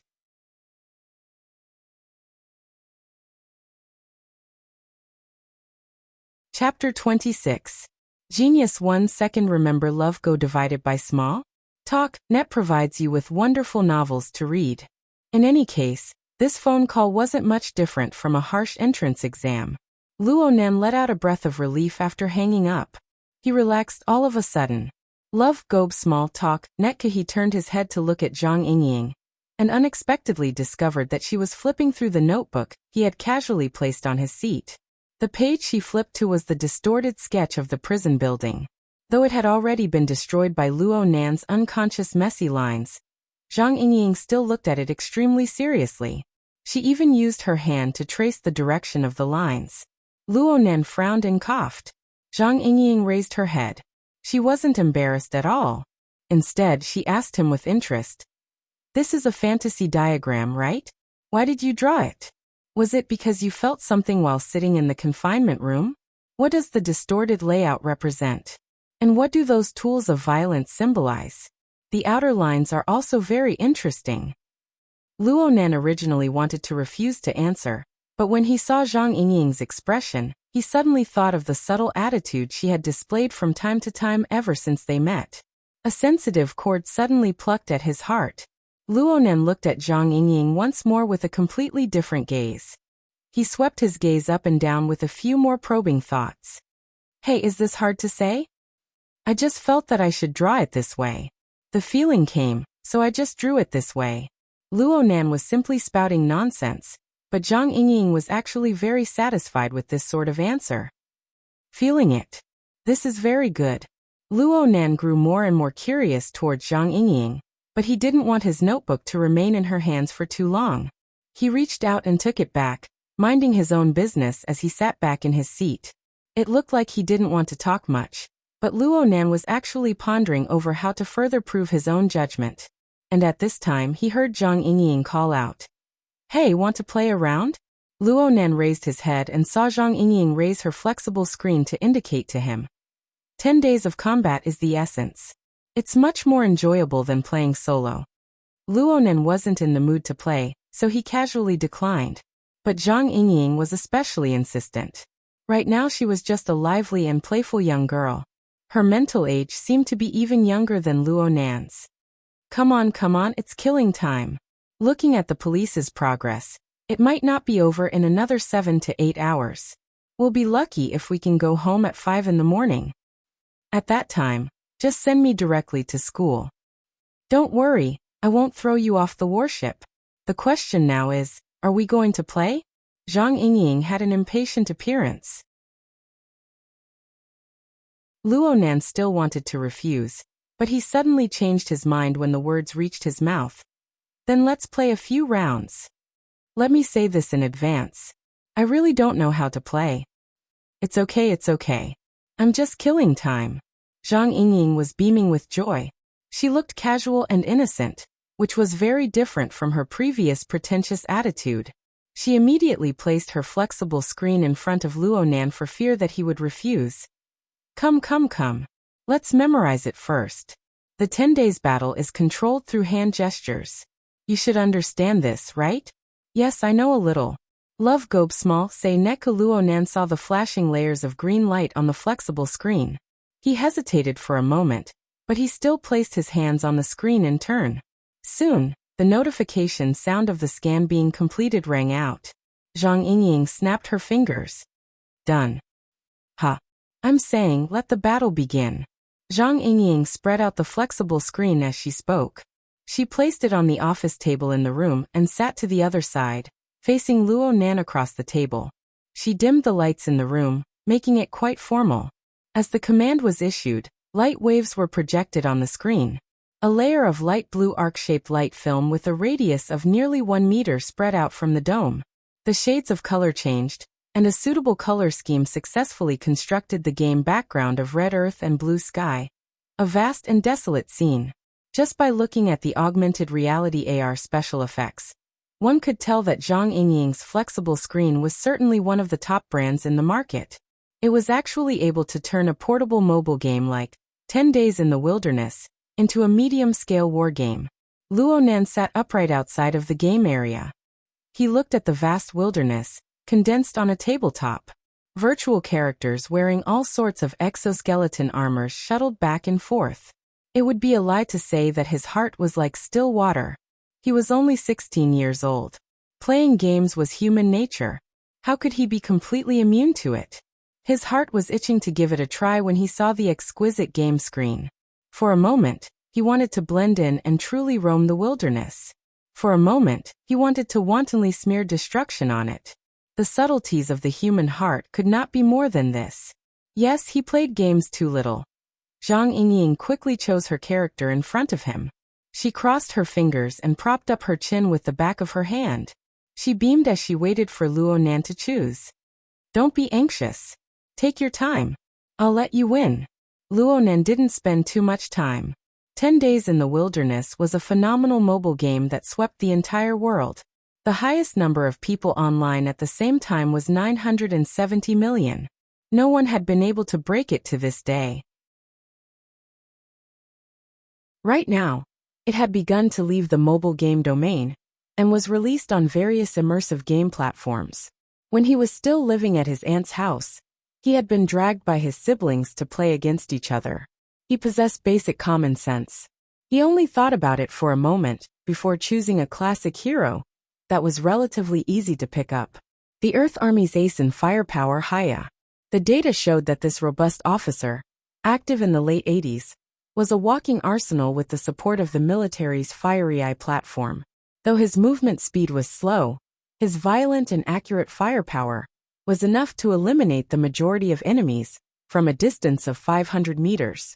After the character selection was complete, the game automatically configured the battlefield.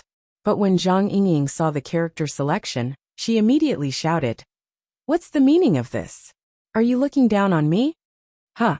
It's fine if you don't choose Deep Blue. Fantasy Mutant, which one is bad? Are you trying to deal with me by choosing a newbie character?" There were over 100 characters to choose from in 10 Days in the Wilderness. They could be divided into 4 categories: the Standby class, Deep Blue class, Fantasy class, and Mutant class. The Standby class referenced military exoskeleton weapons platforms and famous battle heroes. The Deep Blue class referenced Quantum Corporation's Deep Blue platform's modifications. The Mutant class chose the most typical mutant species found in the wilderness. The Fantasy class was a fantasy weapon with a bold and unconstrained style. Though the game company did a great job of balancing things out, since they were referencing reality, they had to take care of reality. Out of the 4 categories, the Standby class characters were undoubtedly the weaker ones. They completely relied on their character's charm and the newbie characteristics of being easy to pick up. In online cooperative mode, the popularity of the Standby class uncles was quite decent. But in PvP mode, unless it was a newbie delivering food and an expert oppressing a chicken, generally speaking, no one would choose this category. Luo Nan shot a glance at Zhang Yingying. The corner of his mouth twitched when faced with her incomparably indignant attitude. "You're not choosing Deep Blue?" After a strange silence, Zhang Yingying clasped her hands together. She exaggeratedly elongated her voice and her eyes twinkled like stars. "Huh? You don't like the Deep Blue platform either. I hate the color blue the most. I get dizzy looking at it too much." Luo Nan shot a final glance at the female lawyer's sapphire blue scarf and lowered his head speechlessly.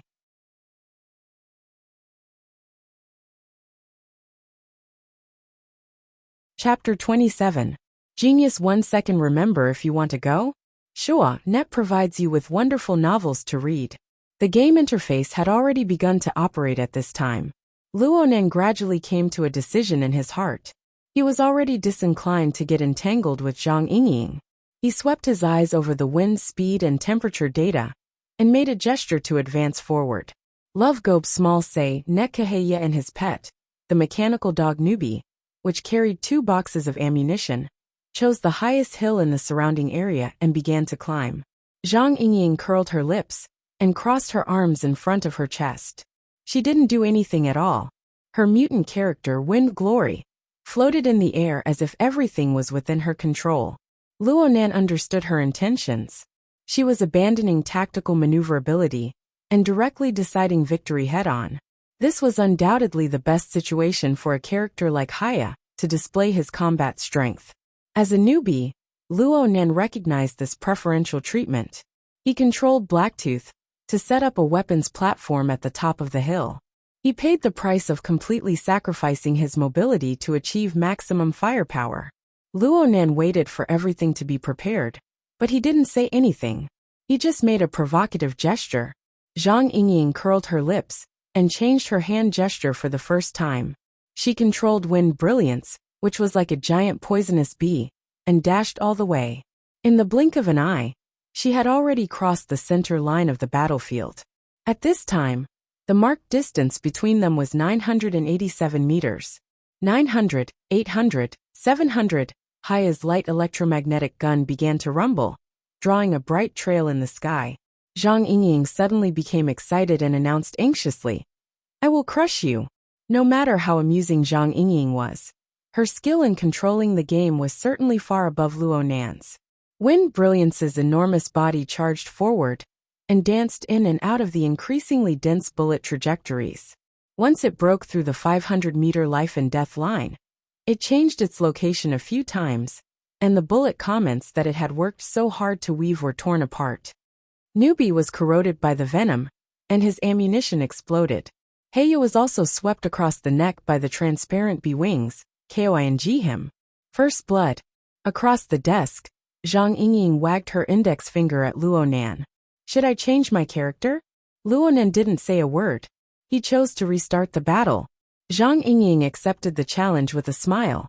While waiting for the battlefield configuration, she sensed something. She raised her head and saw Luonan's gaze pierce through the screen of light to fall on her face. It had been a long time since his gaze had moved. He raised his chin slightly and winked at her. "What do you think? Beautiful, right?" As for whether it was his appearance or his operating skills, that was up to the person to decide. Luonan didn't respond. His gaze slightly shifted away, but it didn't take long before it circled back.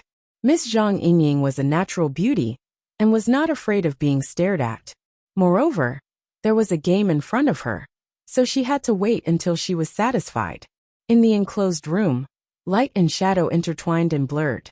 Time flew by in another form. Once the battle in the wilderness began, it never stopped. Then, a call came in to inform Zhang Yingying of the latest news. "Finished. What time is it?" "TSK, they really fought through the night." The counter at the bottom of the screen showed the number of games, game time, and real time at the same time. Love Gope Small say Neku it could be seen that it was already 4:50 in the morning on the 28th.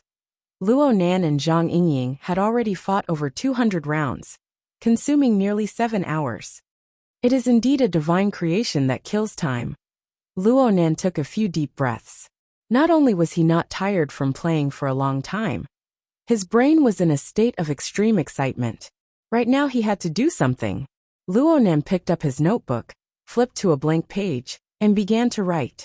In a short dozen or so seconds, the lines of the glittering pen had already sketched out a rough outline. It was still in the style of a sketch. He didn't ponder over the details, just drawing out the body movements of the characters and a more typical background. On the screen, a young girl with an indistinct face supported her cheek with one hand.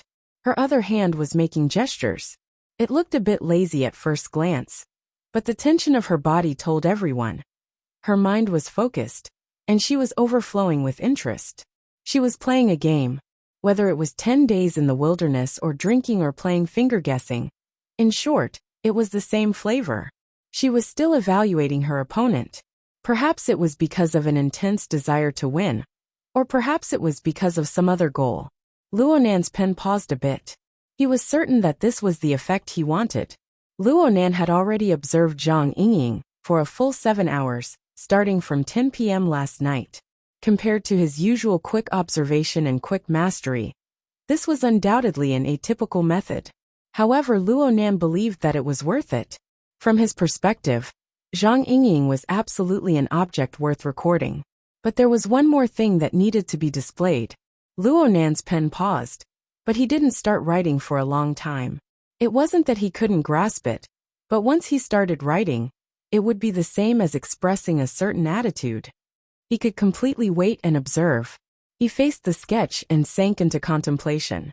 Zhang Yingying had already finished her call. She turned off the game's effects with a bit of regret and said to Luonan, "You can go home now."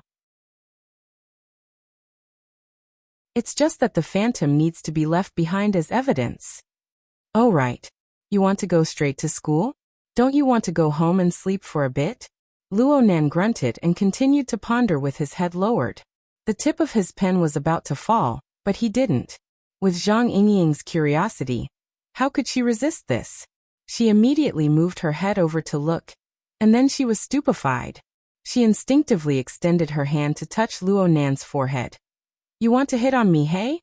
Luo Nan didn't dodge, nor did he raise his head. He allowed Zhang Yingying's warm palm to lightly press against his forehead. The tip of the pen in his hand sketched in greater detail. Kids these days matured this early. Zhang Yingying simply wanted to cover Luo Nan's eyes when she saw his cool appearance. But a subtle change in the notebook half a second later sucked away all of her attention. The special qualities of the luster pen actually didn't easily manifest the thickness of the shadows of the lines. But Luo Nan used the right amount of white space to reveal the long and narrow details of the lines. It was like a flowing band of clouds that curled around the young girl's body. It was like this. Even Zhang Yingying herself didn't realize that when she was high playing the game, the aura of her body would surge. Some things would be stripped of their concealment and revealed to the outside world. Perhaps an ordinary person might not be able to discover the mysteries within even if they were equipped with the most advanced scanning equipment. The problem was that ever since Luo Nan was brought along by the burning wraith, his soul had left his body for a walk. The perception of his eyes, ears, nose, and tongue had entered into a special mental plane. He was always able to see some inconceivable things. The room was extremely quiet. It was so quiet that the air seemed to have solidified. Luo Nan maintained his usual rhythm. He stopped writing and put away the pen. Then he connected the sensor pen to the pen tip and placed it back into the pen case. Then he pressed down on the not-so-sensitive pressing pad. He separated the metal ring rack and removed the draft. Having done all this, Luo Nan breathed in imperceptibly. He raised his head and handed over the draft with both hands. Lawyer Zhang, I gift this drawing to you. Consider it as a token of thanks for today. For yesterday's matter. Zhang Yingying didn't respond in the first instance. She stared at the blurred drawing like she was looking at a mirror. She subconsciously raised her hand and compared it to the surface of the mirror. She reached back and touched the corresponding spot on her body. Her fingertips swept past. There was nothing there. Only her thoroughly tempered psychic senses received the corresponding feedback that originated from her body. My white rainbow. This is what it looks like. Zhang Yingying was stunned for a full 10 seconds before she suddenly woke up with a start. Her gaze instantly nailed onto Luo Nan's face. You. Psychic.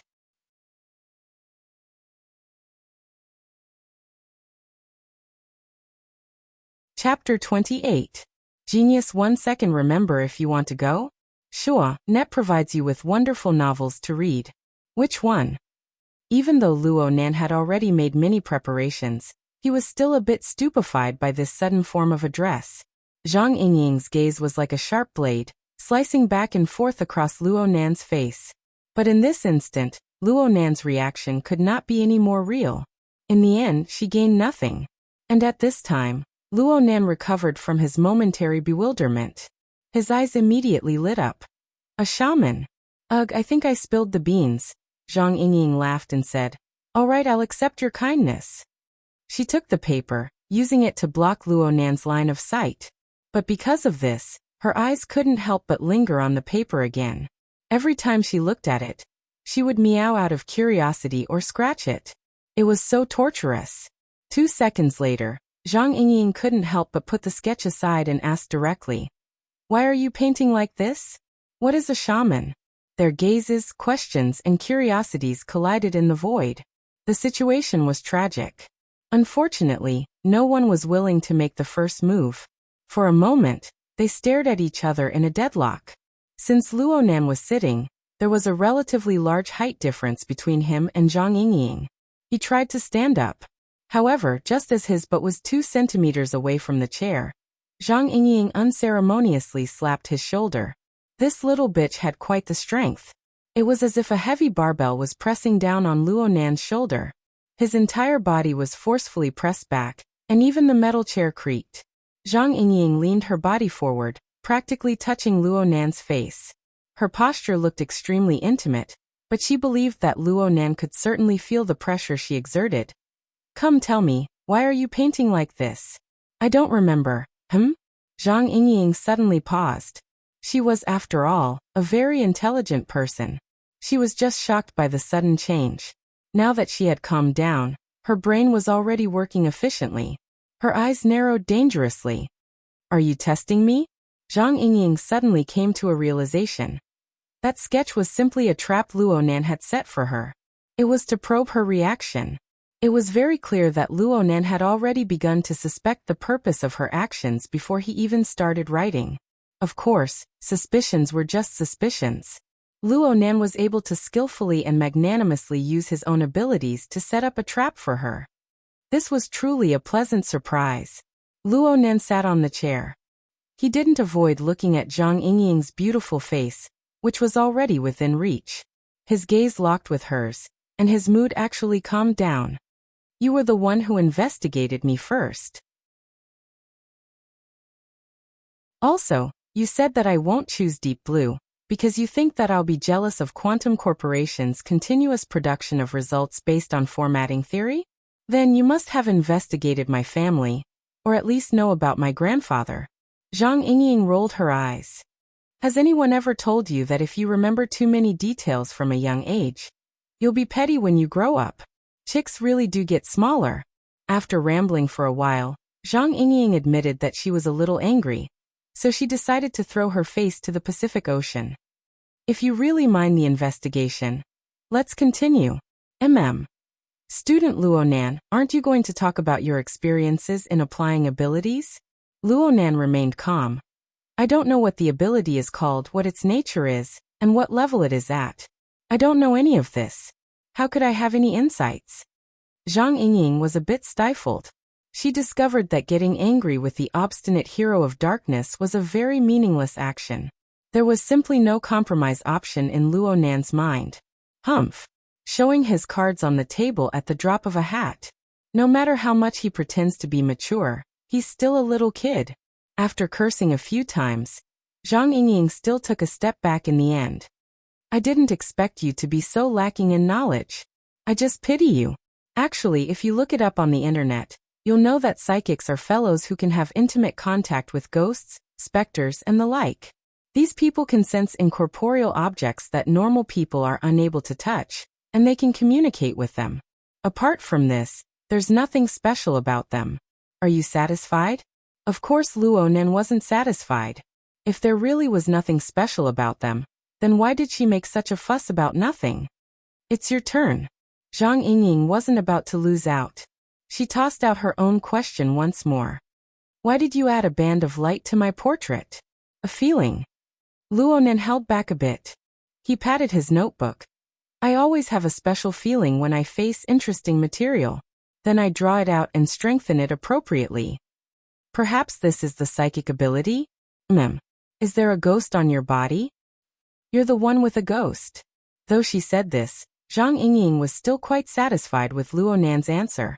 According to what she knew, the vast majority of psychics in this world did indeed use various mediums and ritual methods to strengthen their originally vague feelings. In the end, they achieved the effect of communicating with the incorporeal. For example, Luo Nan was able to use a pen and paper to vividly display that feeling. Whether it was efficiency or practicality, he was already extremely powerful. It was absolutely not an exaggeration to describe him as gifted. It must be known that right now was the eruption period of the Darksider life form. Zhang Yingying pondered a bit about the application prospects of this ability and felt her entire being become excited. How long has it been since your ability awakened? Are there any more paintings like this? Luo Nan looked at her strangely. Shouldn't it be my turn to ask now? Then I'll ask. Aren't there many ability users like you, Lawyer Zhang? Do you communicate with each other? How do you train and cultivate normally? How are the levels of abilities divided? What stage is my ability in between you guys? Click. Zhang Yingying crossed her hands and decisively called a timeout. Next, she stood a bit further away and looked at Luo Nan from head to toe. She sized him up very seriously and seemed to have realized something. You really don't understand anything. However, you're very interested in the circle I'm in? Luo Nan didn't hesitate in the slightest. Yes. I'm extremely interested. Zhang Yingying blinked her eyes.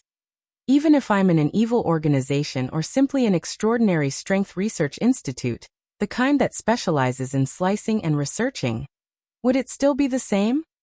An organization?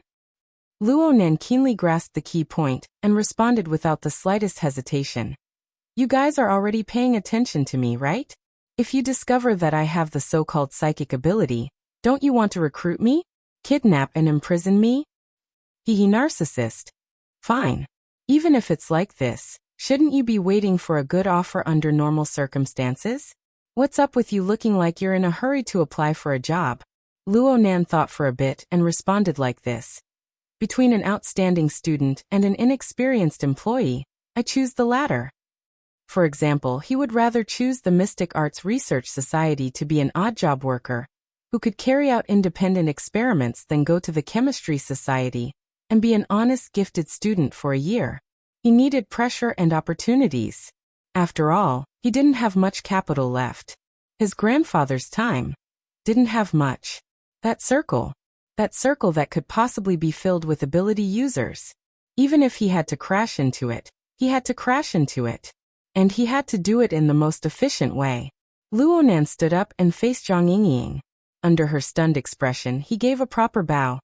Therefore, I ask Lawyer Zhang to seriously consider this and give me a chance to join.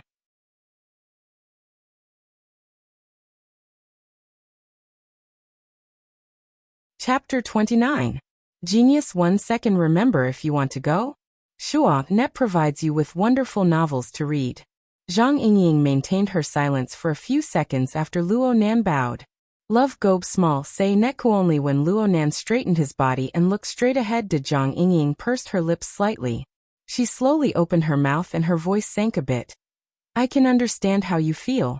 Even though they have amazing abilities, they don't know how to explore their secrets. They can only face one problem after another and walk in circles. Looking around, they can't find anyone they can communicate with. They don't know what kind of attitude the world has towards a different kind. Many people in the circle were once like this. She took a light step forward and placed her hand on Luo Nan's shoulder. Only this time, her hand was placed extremely gently. You have determination. This is very good. But you have to understand what you will face. Zhang Yingying's voice suddenly swallowed. Luo Nan looked over in astonishment. He saw the female lawyer's face. Her eyebrows, the corner of her eyes, the line of her lips, and even her plump cheeks all trembled and warped. In the end, she couldn't hold it in. She exploded with laughter. I'm sorry. Zhang Yingying's saliva sprayed directly onto Luo Nan's face. She hurriedly reached out her hand to wipe it off, but halfway through, she saw Luo Nan's incomparably marvelous expression. A second wave of explosive laughter erupted out. In the end, she could only powerlessly press down on Luo Nan's shoulder to support her body. She laughed to her heart's content the entire way. Ha ha ha ha ha. Oh my God, you really believed it, didn't you? I've only heard of such a fledgling before, and now I've finally met one. Zhang Yingying laughed until she was curled up powerlessly. Her chin was pressed against Luo Nan's shoulder, preventing her from crouching to the ground. Luo Nan had a warm and fragrant body in his embrace, but who knew how much of a shadow this hot and sexy beauty had cast over him? Of course, Zhang Yingying knew that she had gone overboard. She apologized with all her might, but every time she apologized, she couldn't help but break down when she saw Luo Nan's expression. She tossed and turned until the military sent people over to urge them to leave the ship. Only then did she recover. Nearly 24 hours later, the investigation by the government, the military, and Quantum Corporation finally came to an end. There was no reason to detain too many people, so they began to chase them away. Zhang Yingying held onto the crook of Luo Nan's arm the entire time they were on the way out of the ship. She begged for forgiveness with soft words. Even though everyone was looking at him, he had no intention of letting go. I'm sorry. As a man, you must be broad-minded, right? At most, I won't say that your chick can't grow up anymore. Crack. Luonan finally called a halt. He understood. She wasn't using her beauty. She was using awkwardness to force him. Luonan had to concede defeat to Zhang Yingying's shamelessness. Moreover, he was a bit irritated by her style of beating around the bush and not getting to the point. All right, Lawyer Zhang, Miss Zhang. I just want to know about this industry, information that is meaningful. Let's leave everything else in the past, okay? Zhang Yingying was finally satisfied. She let go of him with a grin. Sure, let's talk in the car. Luonan bid farewell to the military transport ship. He bid farewell to an entire day of annoyance. He sat in Zhang Yingying's sports car. Love Gope small say net Luonan intentionally kept his distance from this shameless girl. So he sat alone in the back seat. Zhang Yingying turned to look at his expression and almost burst out laughing again. Only when Luonan raised his cold and sinister gaze did she restrain herself a bit. All right. Let's get to the point. First of all, I can be sure that you've certainly read too many novels. You think that people like us carry out mysticism from beginning to end and form some secret society or dark organization. Aside from not reading novels, everything else was correct. Luonan was speechless for a time. Zhang Yingying chuckled as she started the car. What era are we in right now? Experts don't flaunt. They don't show off their consummate skills. They might as well be dead. Our industry is actually quite active. There's only one reason why you haven't discovered it. There are too few people. The flying car set a path to Acumen College. It cut into the superconducting road and entered a constant speed gliding state. The percentage of ability users has been constantly rising in recent years. But according to the most recent and most extensive statistics, excluding the vagrants of the wilderness and the burners of the military, there is only one ability user per 20,000 people. There are less than 600,000 people in the entire world. As for the number of awakened who are truly recognized by the circle, the number is even fewer. According to the latest statistics of the society, there are approximately 70,000 people. This is the result of the society's constant promotion of the Awakening Project and the nurturing of new people for the past 20 years. Society. Luonan caught on to the keyword. It's a professional society. We also need to protect our rights and interests, okay? Of course, due to our small scale, we are affiliated with the International Science Exploration Association. We are classified as professional explorers. In the future, you can directly go to the Exploration Association of this city. You can resolve a lot of miscellaneous matters there. Let's continue talking. Due to their bloodlines, inheritances, and radiation circles, the distribution of the 70,000 awakened is extremely uneven. There are 88 large metropolitan areas. Some only have 2 or 3 awakened. A relatively lively place like Xia City only has 1,000 awakened. Among them, there is a considerable portion who prefer to adventure and train in the wilderness. There are even fewer awakened who stay in the city. You need to understand. The majority of these 1,000 people have their noses in the air. They are arrogant and unruly. They are eccentric and perverted. If you want to gather them together and form some secret organization. I'm sorry. I have to laugh a bit longer. Luonan listened attentively. He obtained a set of practical numbers from Zhang Yingying's mouth. Each image gradually constructed a strange yet marvelous world in his heart. Half an hour later, the flying car approached the campus of Acumen College. The flying car connected to the guiding light rail and began to line up to enter the landing platform. Luonan asked a few key questions after Zhang Yingying's explanation. Then he immediately returned to his quiet and introverted state, writing and drawing in his notebook. However, the vast majority of his drawings were messy lines with no meaning to them. He didn't produce any new works. This caused Zhang Yingying, who had been secretly watching him all this time, to be quite disappointed. Zhang Yingying teased him as they entered the landing platform. Are you nervous? You can't even draw anything? Shouldn't I be nervous when applying for a job? Especially when I heard you say that there's an entrance examination. Relax. This circle is very thirsty for new blood. Since you have a certain amount of ability and have applied to join the society, it can be said that you have a 100% chance of passing. The only difference is the initial evaluation. Do you still care about this bit of empty reputation? Oh, we're here. The car couldn't stay for more than a minute after entering the landing platform. Zhang Yingying didn't waste any more words. She said her goodbyes in a natural and unrestrained manner. You already have my contact information. We also have a common understanding regarding the matter of psychics. Then, I wish you a smooth entrance examination. Many thanks for your help. Luonan gave Zhang Yingying a deep glance. He nodded and left in the same straightforward and efficient manner. Zhang Yingying sent him off with a smile. She had a calm bearing. But when Luonan left, she went ha with a laugh. Her snow-white slender beautiful legs exerted strength, and she threw off her high heels. She stood on the control panel and dialed a number. The signal connected and she shouted, "You're right. Boss, I discovered a very tender seedling. You must give me a bonus this month."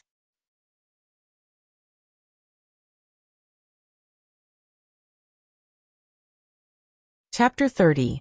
Genius 1 second. Remember if you want to go?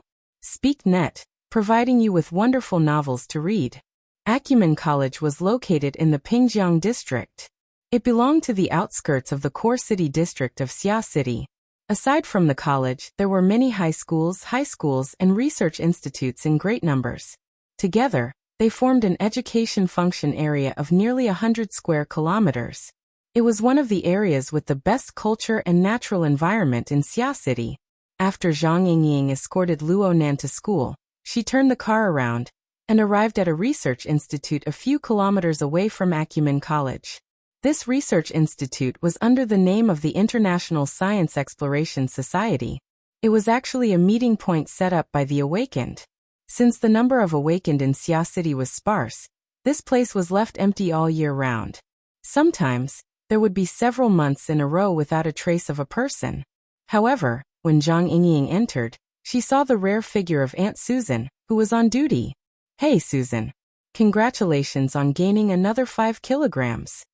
Aunt Susan was half Caucasian. It was said that she was an extremely beautiful mixed blood when she was young, but now she was just a lazy and crude middle-aged woman weighing 120 kilograms. Her favorite hobby was to stay at home and play games. Because of this, she and Zhang Yingying could be considered kindred spirits. They usually had a pretty good relationship. "I'm working overtime every day. I'm going to die." Susan's thick chin shook as she complained loudly. What happened to the society's principle of say no to altered people? It hasn't even been 5 years and they're already saying, burners don't belong to altered people. They were originally targeting the archetype format's modifications. But now they're all changing their words one by one. They're a bunch of spineless liars. Zhang Yingying went, wow. They're going to recruit burners into the society? But the first batch of burners hasn't reached the end of their service period yet, right? I remember the agreement was 20 years. But there's a batch that retired early due to injuries. There's around 200 people. Our place will soon become the Veterans Society. 200 people. Zhang Yingying's eyes widened. How many burners are there in the entire world? 17,626 people. This is the latest data. Susan looked crude, but she was actually very sensitive to numbers. This made her the secretary who grasped the statistics of the society. She had great authority. We don't need to wait for the large-scale retirement wave in 20 years. In 10 years, the society's authority will be snatched away by the government. I'm not that pessimistic. Zhang Yingying did not intend to delve into this topic. She moved closer to Susan and looked at the various data in the giant projection area. Coincidentally, Susan zoomed in on someone's information, which surprised Zhang Yingying. He Wei, captain of Ship Lanchan Special Forces Team 7. I just came out from there. 20 years old. When did she undergo the transformation? The first batch. It's said that they got into a car accident when they were 15 years old, and their lives were in danger. They used burners to modify themselves and extend their lives. After that they developed in the military. They have outstanding military achievements and extraordinary backgrounds.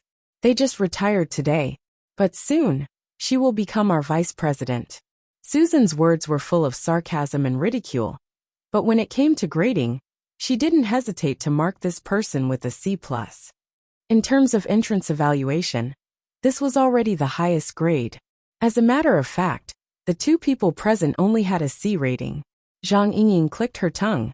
Seeing that Susan was going to continue, she quickly pressed her hand. Susan dear, let me cut the queue. Susan glared at him with her swollen piggy eyes. F***ck off. Do you know how busy I am right now? The grading and data entry of over 200 people needs to be completed within 5 days. Damn it. This isn't something that can be solved with a few keystrokes. Of course. I know you're having a hard time. But think about our friendship. Last week, I accompanied you to play Records of the Fallen Shackles War. That was 3 days and 3 nights. I wanted you to play a few rounds of Wilderness with me later. But you ran away. Susan had a bit of a guilty conscience. I came back to work overtime. The grudges of working overtime will be solved through working overtime. Zhang Yingying picked up her flexible screen and slapped it onto the control panel in front of Susan. It's just this one person. I need him to enter the database today and apply for a grading evaluation. That's all. Susan mumbled to herself, but in the end, she still stopped what she was doing and activated Zhang Yingying's flexible screen. Oh my god. It's 10 days in the wilderness again. Are you still not tired of playing? Susan quickly found the relevant module and connected it to the large projector in front of her. Zhang Yingying had done the preparatory work quite well. It saved Susan a lot of effort. Playback. Within the projection area, the scene of Luo Nan and Zhang Yingying's match in the game began to be replayed. This included the hand gestures he used to control his game character. It also included the movements of the game character, the changes in tactics, and so on. Zhang Yingying didn't slack off, because she had personally experienced it. She continued to observe very seriously. She was even more focused than Susan. Luo Nan was indeed a novice from his control techniques. There were a lot of redundant movements, and there were many times where he would make mistakes. This resulted in weapons not being switched in time, multiple weapon coordination failures, and so on. However, all of this was meaningless from Zhang Yingying's perspective. She wasn't testing Luo Nan's esports level. Instead, she was testing something deeper. For example, when Luo Nan chose the trajectory of Blacktooth's bullets, the lines he drew with his fingers were so precise that it was as if he was using a ruler to trace them. Another example was when he faced Feng Huang's erratic movements. After suffering 2 losses, the accuracy of his predictions made Zhang Yingying secretly grind her teeth. Some of Luo Nan's qualities could be seen from these, but they weren't the core. Susan made a move at this time. She pressed her right hand to the center of the sensing area, and a brilliant white light immediately split the projected area into 2 halves. The game scene and Luo Nan's control playback were on one side. The corresponding real-time data chart was on the other side. As the scene played back, the numbers in many areas on the chart began to jump, pulling out many undulating and fluctuating trend curves. Over half of them were hovering in low positions, and they were relatively flat without any changes. But there were still 3 that had relatively large changes. Zhang Yingying displayed an even more focused expression. The control delay is from 12 to 09, and the stable time is over 4 hours. TSK. This level of concentration, and you say you don't like games. The increase in lethality is between 1% to 8%. It's a bit low, but it's not a problem if it can be increased. Character activation. The degree of personification is from 52% to 72%. 20 points. Passing is not a problem. Zhang Yingying let out a long breath. Not to mention the ability, his basic qualities weren't without redeeming qualities. This made people a lot less worried. Another non-combatant. Your firm really doesn't have anyone else. It's not easy to make money with this kind of target, okay? Susan curled her lips and used the software to give a preliminary evaluation. Name, Luo Nan. Age, 16 years old. Puberty, ability direction, mental enhancement, precision, level determination, Unawakened, no points, potential standard. E+ recommended direction. Precision control, maintenance and production. Susan skillfully imported the data into the Society's exclusive database. She pressed a button, and the system automatically sent out a contact message. It connected with a certain fledgling several kilometers away.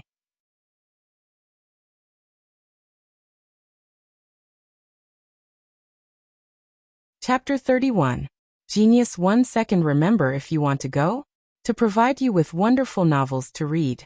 Done. After finishing, Susan waved her hand to signal Zhang Yingying, who had disturbed her overtime, to scram. Zhang Yingying shamelessly refused to leave. Wait, I want to see who's participating in the actual assessment. Why do you care? Doesn't your firm only show its strength during the awakening ceremony? Within the professional association, there were 3 stages of care for newcomers. Altogether, there were 3 stages: assessment, awakening ceremony, and professional designation. Among them, the assessment was the most formalistic. To truly influence the newcomers and form cliques, they had to wait until the last 2 stages. Zhang Yingying giggled and replied, "We're very optimistic about this newcomer." "You say that every time." Susan frowned. "Yingying, is it interesting to ponder over newcomers every day? Moreover, they're all non-combatants. Their awakening is a bit easier, and your family's Empress Wu is indeed a specialist. She's guided quite a few people over the years, and earned a lot of wealth. But in our circle, this is the most important." A fat fist lightly pounded on the sensing area, emitting a muffled sound. Too much wealth attracts thieves. A tall tree attracts the wind. The richer you are, the more people will think about you. Look, 70% of the people in the hidden indigo firm are non-combatants. How can you guarantee your safety? You should know that not everyone inside and outside the association is willing to chat and talk business with you. Zhang Yingying's eyebrows jumped. Humph, that group of jealous people. They didn't even think about it. From Wu Jiaoyi to Her Majesty, it's only been a few years. Ha, my dear Susan, I know you're doing this for my own good. She revealed a smile as she spoke, wanting to hug Susan's fat face and give her a sweet kiss. Susan unhappily pushed her away. Little girl, are you pretending to be stupid, or are you really stupid? I remember you used to be quite opinionated. How come you've completely become a yes man for Your Majesty these past 2 years? I still remember that for 2 years in a row, you haven't made any progress. Is your white rainbow blunt? Seeing that Susan was really angry, Zhang Yingying's smile faded a bit. She shrugged. I just agree with what the boss said. Even if a person has a heavy fist that can smash the world, it has no effect on the continuation of the existence of society. When he smashes the world, it is equivalent to erasing his essence. In the end, what governs society is still the resources and production that sustain its existence. Abstractly speaking, it is the economy and its various advanced forms.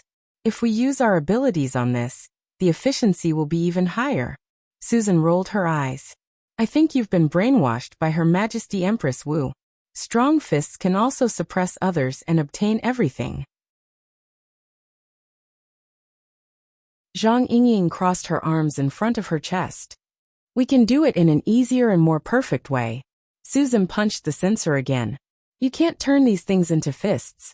A fist that completely belonged to him. That way, others will be able to easily obtain everything by suppressing you. Who said that? The truth will prove everything. The puffy-eyed man and the almond-eyed man confronted each other, neither giving way to the other. When the message popped up on their wristbands at the same time, they snorted and lowered their heads.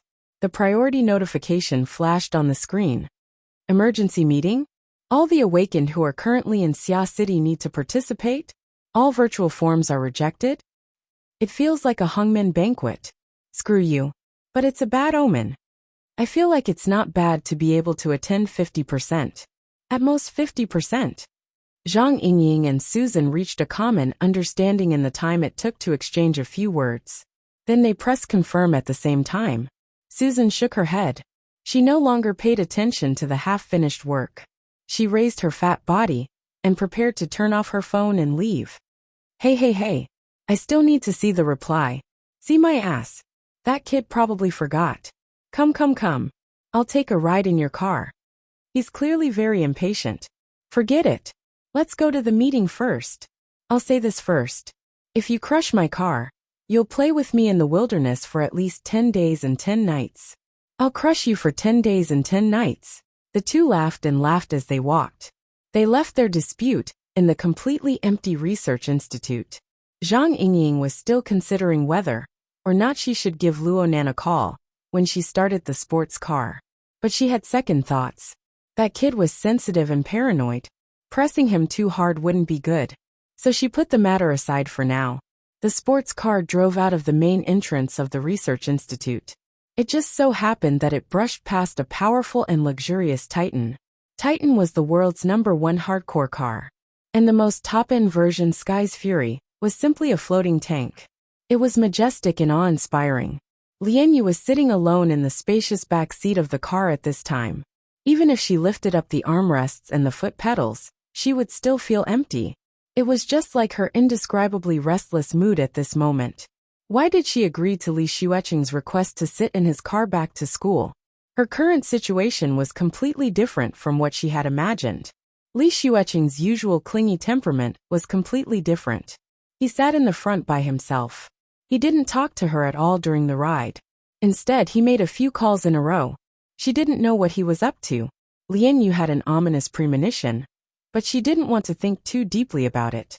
She could only force herself to calm down and take out her makeup. A voice suddenly leapt into her ear while she was in a daze. It's been a while since I've seen the school's locker room, especially the men's locker room. Suddenly hearing these words, Lianyu's hand trembled, and the makeup mirror fell to her feet. She bent down to pick it up. At this time, the spacious front seat turned around. The usually thin Li Xueqing sat on it. At first glance, he looked like a teenager that hadn't grown up. Lianyu forced a smile and reached out to pick up the makeup mirror. But Li Xueqing, who was in front of her, also bent down as if to help. He grabbed Lianyu's hand. Jieyu, I'm sorry.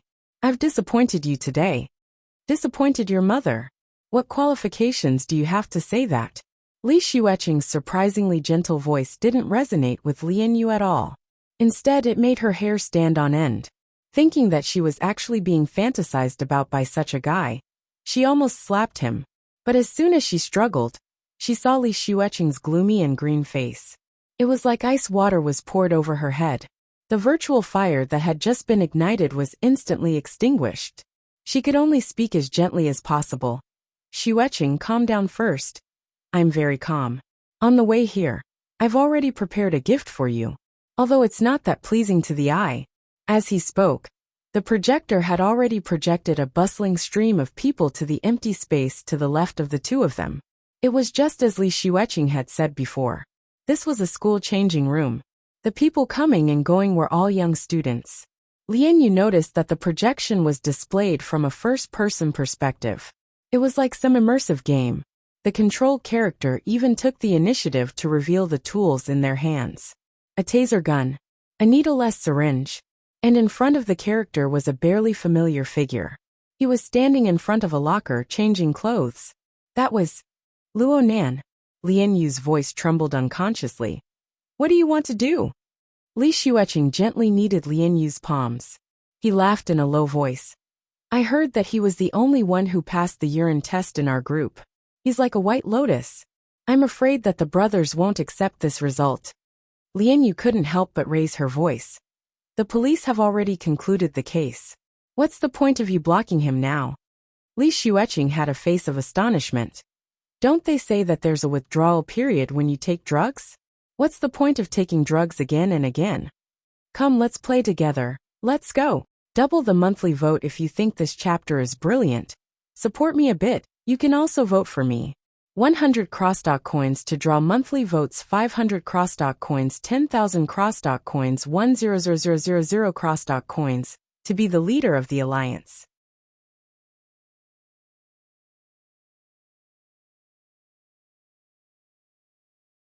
Chapter 32. A Genius in 1 Second. Remember love? Speak Net, providing you with wonderful novels to read. On the projection inside the car, the field of view slowly advanced forward. It swayed slightly along with the rise and fall of the gate. The distance to Luo Nan was getting closer and closer. Li Xueqing's mood became more and more engrossed. The strength of his hand increased, squeezing Lian Yu's hand to the point of pain. His mouth was still chattering endlessly. Jieyu, did you know? I've loved playing these kinds of real-life games since I was young. What virtual reality? Immersion? Compared to this, they're really weak. This is a real game that you've single-handedly controlled. In this place, there is absolutely no such thing as within 3 steps. The enemy is the enemy of a country. No matter how amazing the target is, he can only touch my puppet at most. He can't touch the incorporeal threads woven by money. He can't even touch me. Look at their helpless and irritated expressions, all the way to their complete failure and collapse. There's nothing more interesting than this. Lian Yu's legs were already trembling unconsciously. The current Li Xueqing looked far too unfamiliar. Although this fellow was petty in the past, he was still quite careful with his face. He absolutely wouldn't have this sort of heartfelt monologue. He was clearly rolling in the mud, yet he still had an intoxicated expression. His entire person was already twisted. It seemed that the humiliation of being scared unconscious by Luo Nan yesterday had stimulated him into a madman.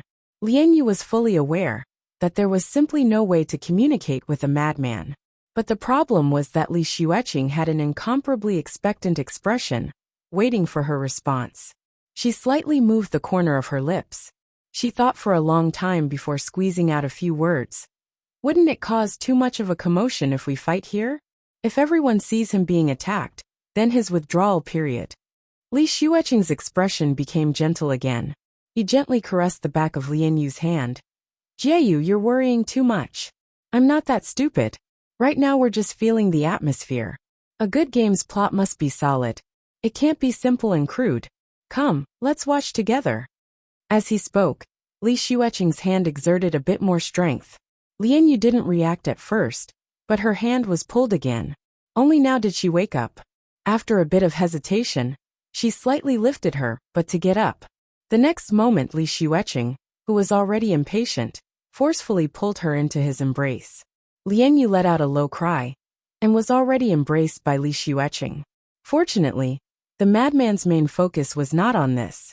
After a deep embrace, he rested his chin on her shoulder and pressed his face against hers, maintaining an intimate position as he continued to observe the game. Since the two of them were now at the same angle, the car's AI very humanely expanded the projection range. With the support of the first-person perspective and the immersion function of the contact lenses, it was almost the same as being there in person.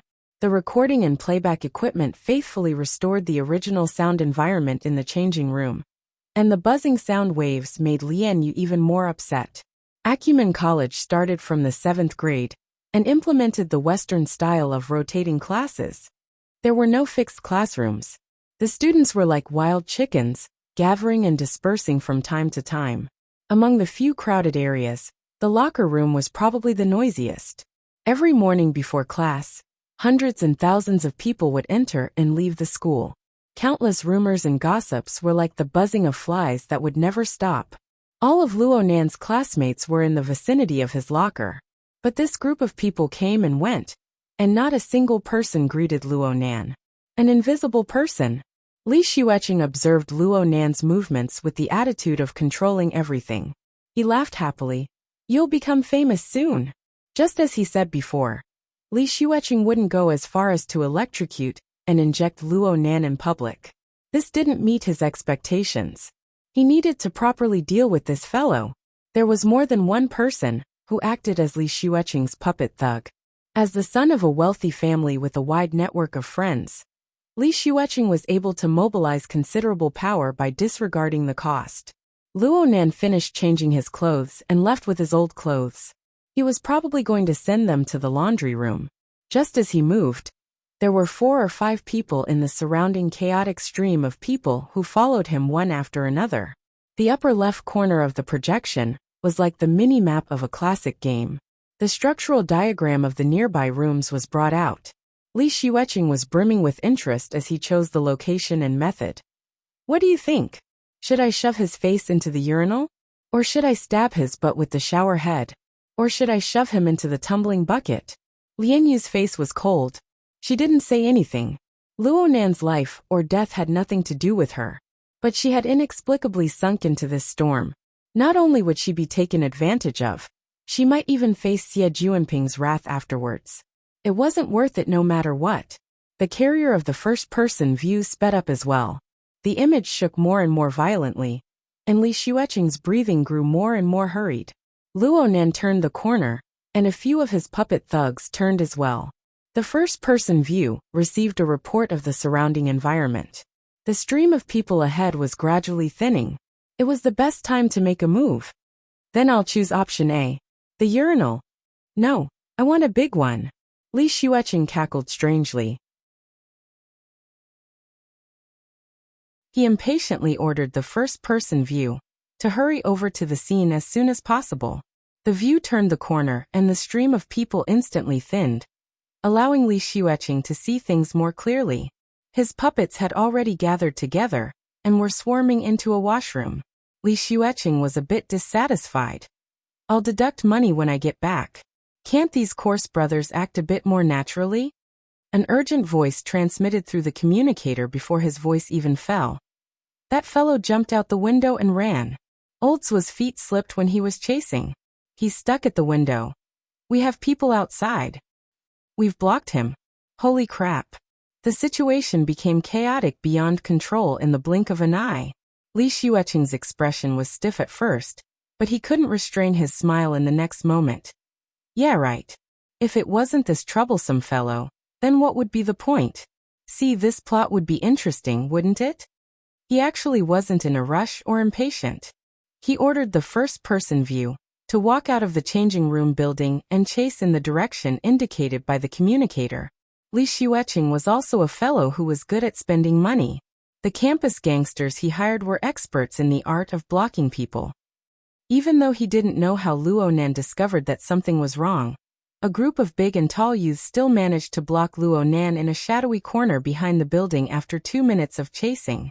By the time Li Xueqing got close, the situation was already nearing its end. The campus gangsters wielding soft rods, knives, stun guns, and other light weapons had fallen to the ground. But they were able to forcefully stab Luo Nan's ribs with electric sparks. Luo Nan convulsed as he bent over. Li Xueqing clapped his hands in laughter as he watched. But in the next moment he saw Luo Nan, who was about to be submerged in the stream of people, raise his head inexplicably. His gaze actually stared straight at Li Xueqing's position. It was as if Luo Nan was looking at Li Xueqing from a distance. Before Li Xueqing could come back to his senses, a deafening roar rang out behind his first-person view ear. It was the same as exploding next to Li Xueqing's ear. What the hell are you guys doing? His body trembled, and his first-person view field of vision instantly transformed into a rapidly magnified lawn. Then it became a field of pitch-black darkness. Monthly votes counted in double. If you feel that this chapter was brilliantly written, support me a bit. You can also vote for me. 100 Crosstalk monthly votes, 500 Crosstalk monthly votes, 10,000 Crosstalk monthly votes, 100,000 Crosstalk monthly votes to be the leader of the alliance.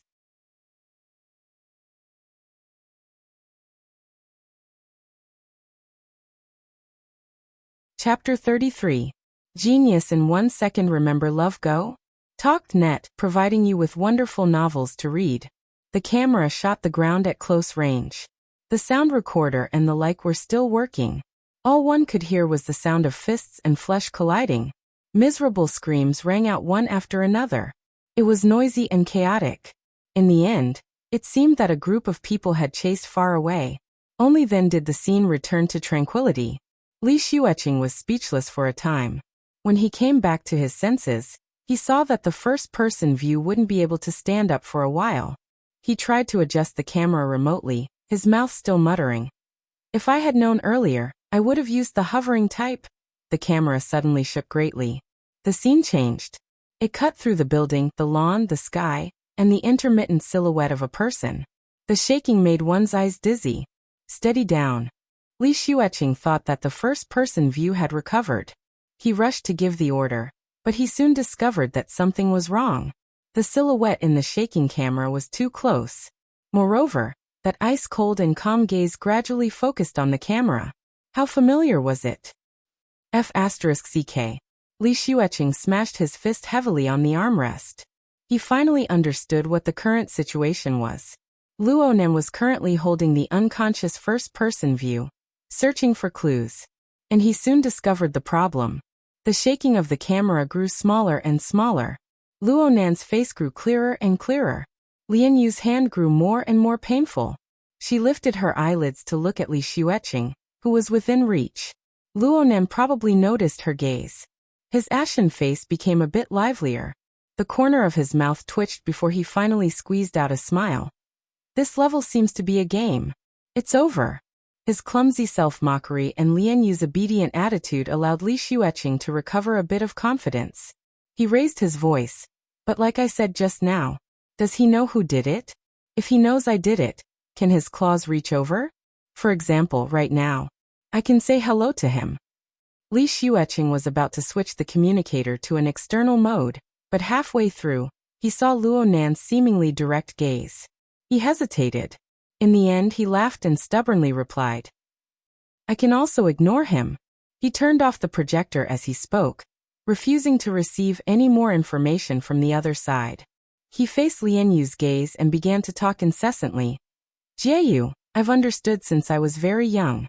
The power of capital is invisible and omnipotent. Today, this guy was lucky enough to survive the campus gangsters, but tomorrow, he might face the real gangsters. Other than that, I have many other ways to play.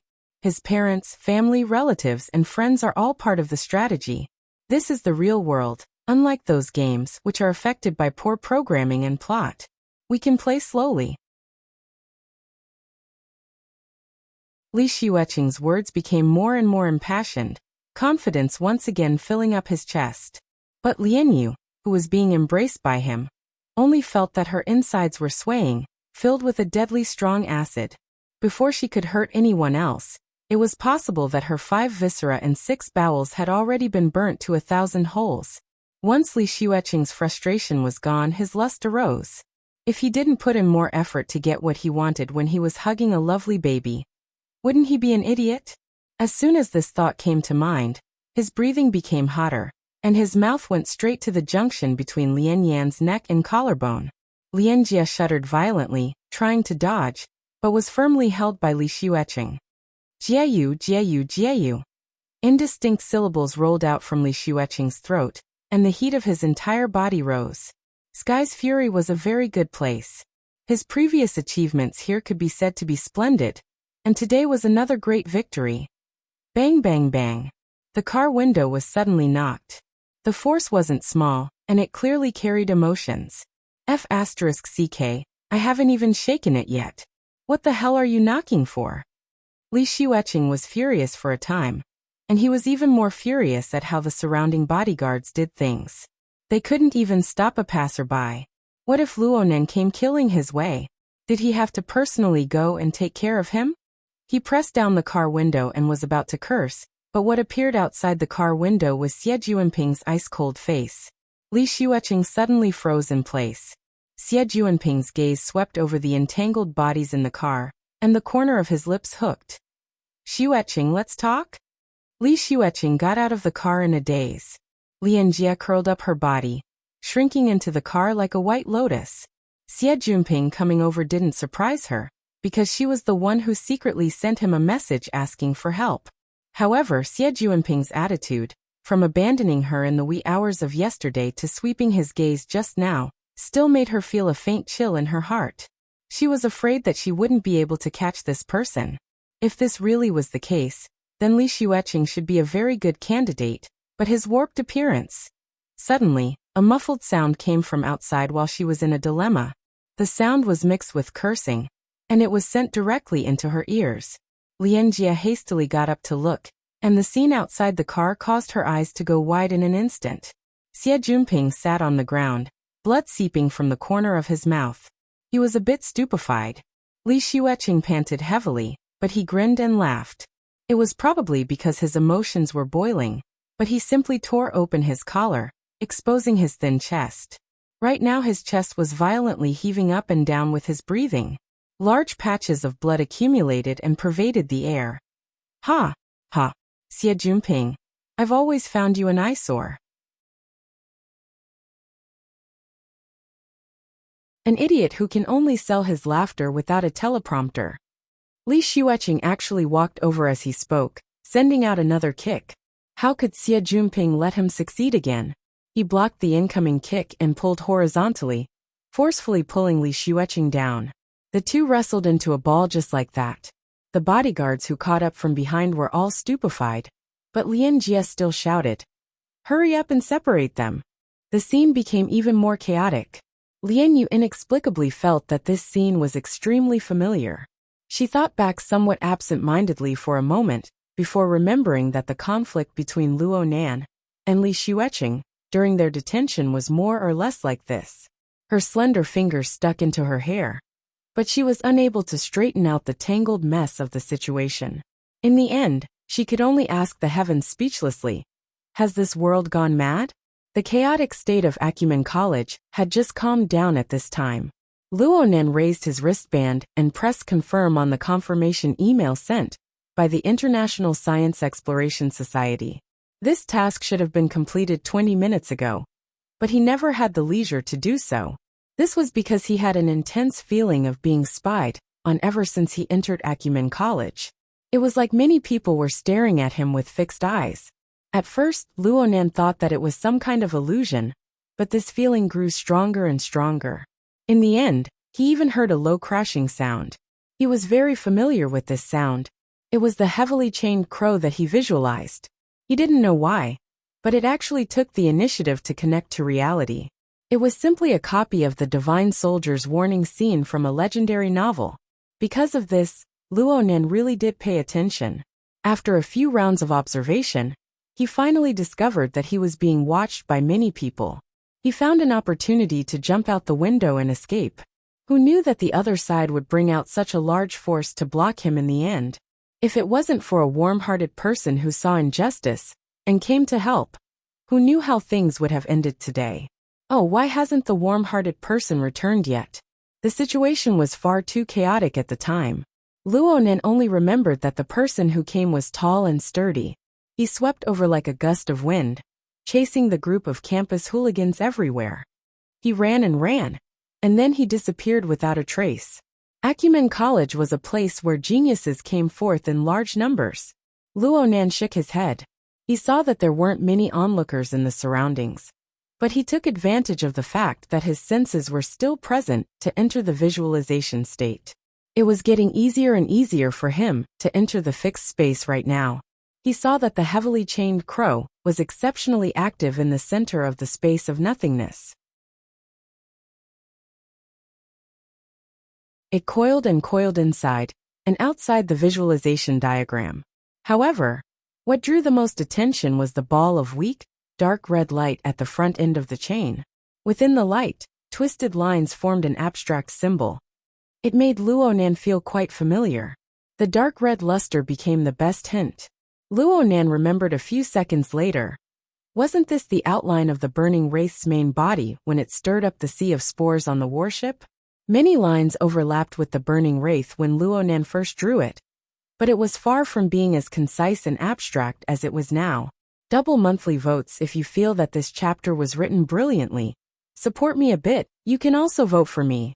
100 Crosstalk monthly votes, 500 Crosstalk monthly votes, 10,000 Crosstalk monthly votes, 100,000 Crosstalk monthly votes to be the Alliance Master.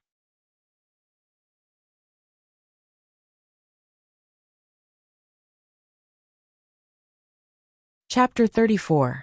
A Genius in 1 Second Remembers Love? SpeakNet providing you with wonderful novels to read. The soft and distant sound of an electronic clock rang out. It was 8 o'clock in the morning. The busy and inefficient daytime had once again opened its curtains. Luonan waited for a long time for the warm-hearted person to not arrive. He saw that the few thugs who had been knocked down had more or less recovered. He didn't want to clean up this mess, so he simply turned around and left. He didn't ask who was targeting him in the end. On one hand, he didn't believe that these thugs truly understood the inside story. On the other hand, He looked at the needleless syringe that had fallen to the ground, and the special solution inside. He had a rough guess. Luonan sat in the classroom. He didn't listen to a single word of the teacher's lecture in class. The notebook in front of him was spread open. It was an abstract symbol drawn with a fluorescent pen. He utilized the color adjustment function to turn the lines into a dark red color. There was practically no difference from what was displayed in the fixed space. Luonan stared at the symbol on the notebook. It naturally corresponded with the burning wraith. This symbol was very marvelous. When Luonan tried to use it as the core to restore the burning wraith's concrete image, he inexplicably felt that any stroke would be superfluous. These dozen or so lines intertwined and coiled. They already contained all of the burning wraith's special characteristics. They were packed to the brim. There was simply no way to start. Luonan held the pen in his hand, but he didn't. He held it in until his heart was uncomfortable. He simply stopped demanding perfection. He casually sketched the lines. His mind was pondering the reason for the appearance of the abstract symbol. The burning wraith had been besieged and exterminated on the warship. This was a matter without a doubt. But the symbol that had appeared on the chains of his own visualization was real. Luonan thought over and over again. There was only one reason. The heavily chained crow had once analyzed the mysteries of the burning wraith's core layer, when it was controlling the burning wraith. Even though the burning wraith had been exterminated, its core characteristics still left traces on the chains. It possessed a certain function. Then, the warning of the crisis this morning wasn't from the heavily chained crow. It was from this symbol that originated from the burning wraith. This was because the burning wraith was extremely sensitive to fear, ruthlessness, and other negative emotions. It was able to borrow these emotions for its own use. It was precisely because of its specialization. Luonan also felt that the existence of the symbol was a bit stronger than it was in the beginning after the clash just now. Its strength seemed to be continuously recovering. Could it be that the burning wraith could rely on the symbol to resurrect? Luonan's mind stirred slightly. If this was true, then it couldn't be any better. The battle prowess of the burning wraith had already been completely revealed on the warship. If he had such a protector, why would he need to fear those campus thugs? Even if he went back to the professional association, he would have one more trump card, and it would be much easier.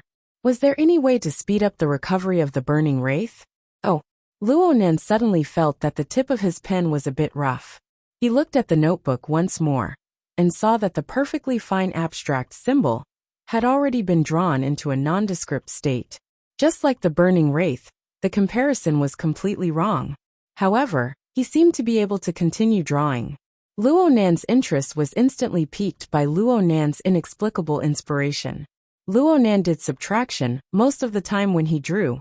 All of the structure, lines, and shading arrangements were simplified. All this was done for the sake of highlighting the most core characteristics of the material.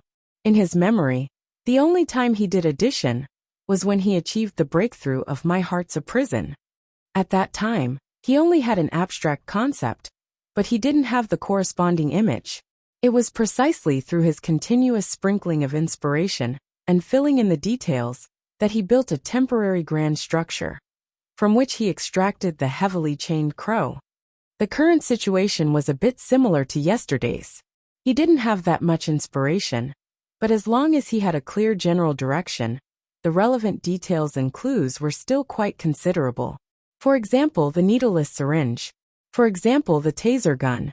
For example, those hoodlums. Luonan continued to look at the clumsy sketch, tinkering here and there.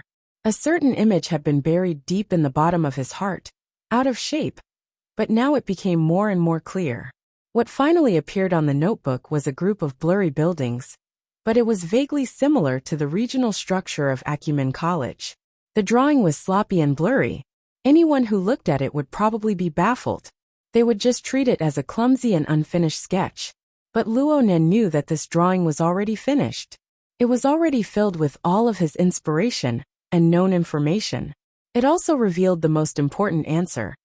In the core region, where the abstract symbol was located, a silhouette of a person was formed in the end. It was a fellow who appeared fierce in appearance, but was weak in heart. He used exaggerated body movements to conceal the fear in his heart. Also, Luo Nan stared fixedly at the drawing. A layer of fiery light seemed to flow above the dark red lines. He was illuminated by the fiery light, and became a bit dazed. It was like the feeling of alienation between his mind and body before and after the out-of-body experience. But under this sort of state, the blurry information on the drawing suddenly became clear. The target was approximately 3 kilometers away. It was somewhere southwest of the campus. The corresponding building of the school was the medical department. Luo Nan was stupefied when the clear information scrambled to jump into his brain. Could it be that this was the technique of a psychic? It was simply like sleepwalking. He randomly pieced together all sorts of elements, but in the end, he was able to obtain a relatively clear answer. But he didn't know how those true psychics worked. Oh, if it was the medical department. Luo Nan suddenly remembered that he had an appointment for a physical examination yesterday. The time? Fine, it was already past. However, the memories always appeared in a chain. Luo Nan remembered that when he logged onto the Secret Star forums yesterday, there was a netizen called Yuling who was also affected by the burning wraith. He said that he brought his wife along for a physical examination. Luo Nan didn't know if he found anything or not. Luo Nan really wanted to collect information related to the burning wraith. His flexible screen was broken, so he used his wristband to connect to the miniature projector on his desk. He connected to the external network and went to the Secret Star forums to look at the news. Luo Nan nearly didn't recognize the forum the moment he logged onto it.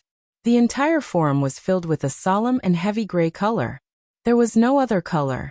The central interface turned into a dark black hole horizon, and the theme was, "The exploration has not ended, but the souls of heroes are not far away."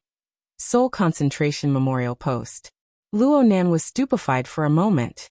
He opened the post, and the first thing he saw was an excerpt of news.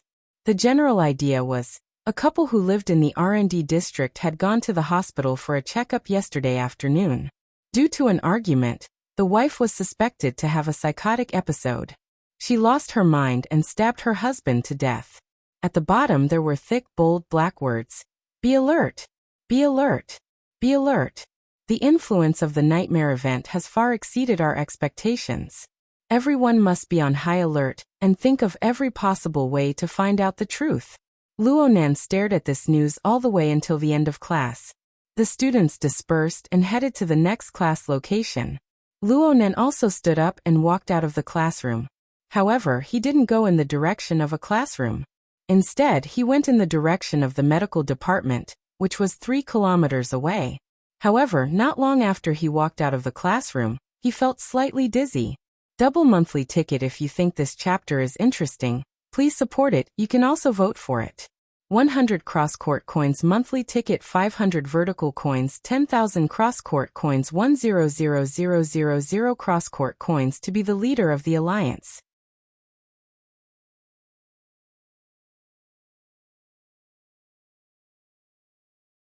Chapter 35. A Genius in 1 Second Remembers Love? Speak Net, providing you with wonderful novels to read. Luo Nan stood firm with a single step, enduring the initial period of dizziness. After a while he tried to move his hands and flexed his toes.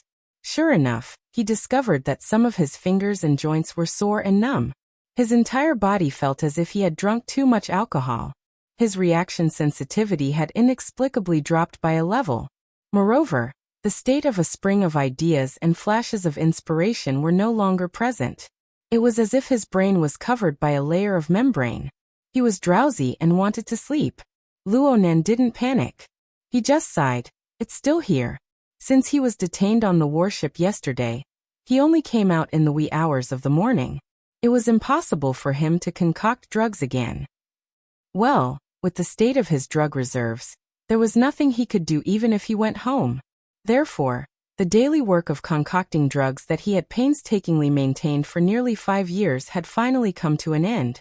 The discomfort he felt just now mostly came from the abnormal activity of his nervous system. It could be considered a kind of drug withdrawal reaction. Luo Nan had been mentally prepared for this after the problem with his drug channel. He was also very vigilant when he accelerated his metabolism yesterday. He just didn't expect that this problem would only erupt now that the stage of tight defense and slow defense had already passed. Luonan swayed as he walked a few steps. He felt fine. He could barely hold on. But he didn't need to look in the mirror to know that his face was certainly terrible. Well, now he had a legitimate reason to go to the medical department. 20 minutes later, Luonan strolled slowly into the medical department. This was the medical department of Acumen College. It was also a rather famous general hospital in Xia City. It was open to the students of the college for free. But before entering, one must first make an appointment online and have their identity verified. Luonan's criteria for making an appointment with a doctor was very simple. He would choose the one with the longest queue. After making the appointment, he ignored the information on the appointment form and strolled around the medical department. It looked like he was wandering aimlessly, but his target senses were already extremely clear when he stepped into the main building of the medical department. It should be around 70 meters to the east. That was the inpatient department. Luonan could even feel that the target's heart was overflowing with resentment and fear as he got closer and closer. The target's heart was coiled and roasted in an extremely warped manner. There was also an unending stream of distracting emotions mixed in. It was like a barbecue steak that was endlessly sprinkled with seasoning. Why was he thinking this? Right when he was baffled by his own thoughts, his feet began to sway slightly. The shaking soon became violent. The doors and windows of the medical department creaked. Not again. Amidst the commotion, the patients, students, and professors of the medical department rushed out of the buildings like ants moving. In just a few minutes, they filled up the central courtyard. Love Gobe Small Say neck to the hospital's emergency escape routes were also opened, ready to evacuate the critically ill patients at any time. But that was all an earthquake could do. The regular earthquake lasted for about half a minute, followed by 2 aftershocks, and then silence. Curses could be heard from all over the courtyard. The seismic activity in Xia City over the past half-month had caused special public places like the hospital to be jittery at the slightest sound. Every time there was an earthquake, they had to evacuate the people according to the regulations, and only then would they start the treatment business. Going back and forth, they could be considered lucky that there were no medical accidents.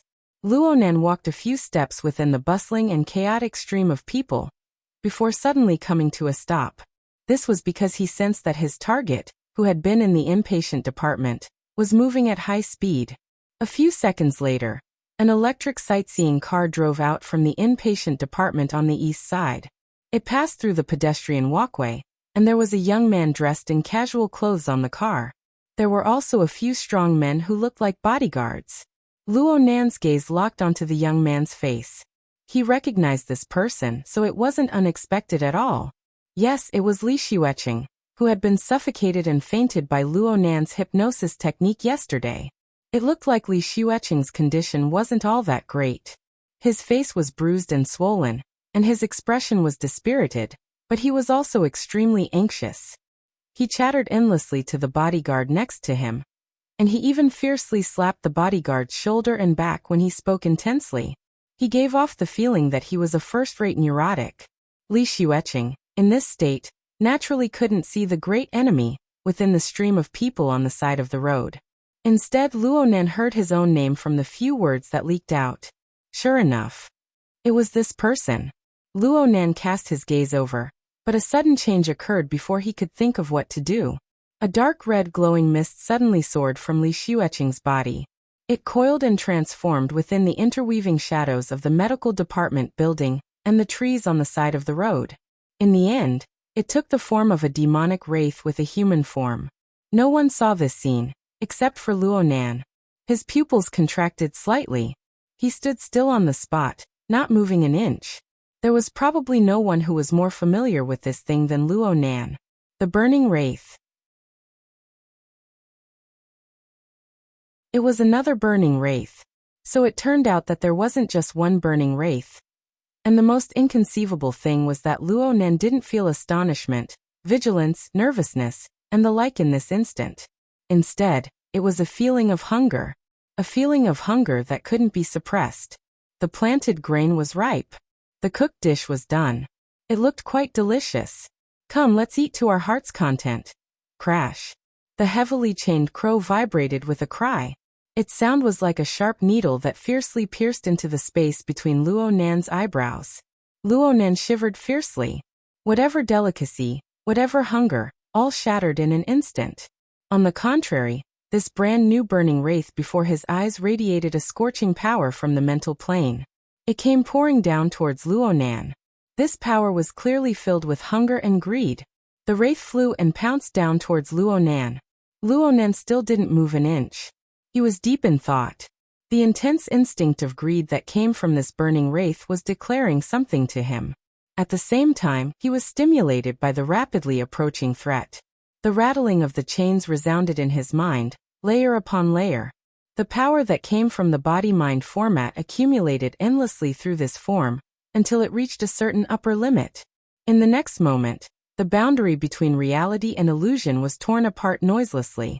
The heavily chained crow leaped out from the space between Luo Nan's eyebrows. It collided head-on with the pouncing burning wraith and struck inside in an instant. Buzz! A miserable shriek that only existed on the mental plane shone into reality for an instant.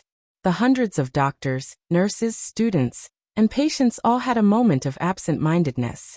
But soon, this fuzzy feeling disappeared without a trace.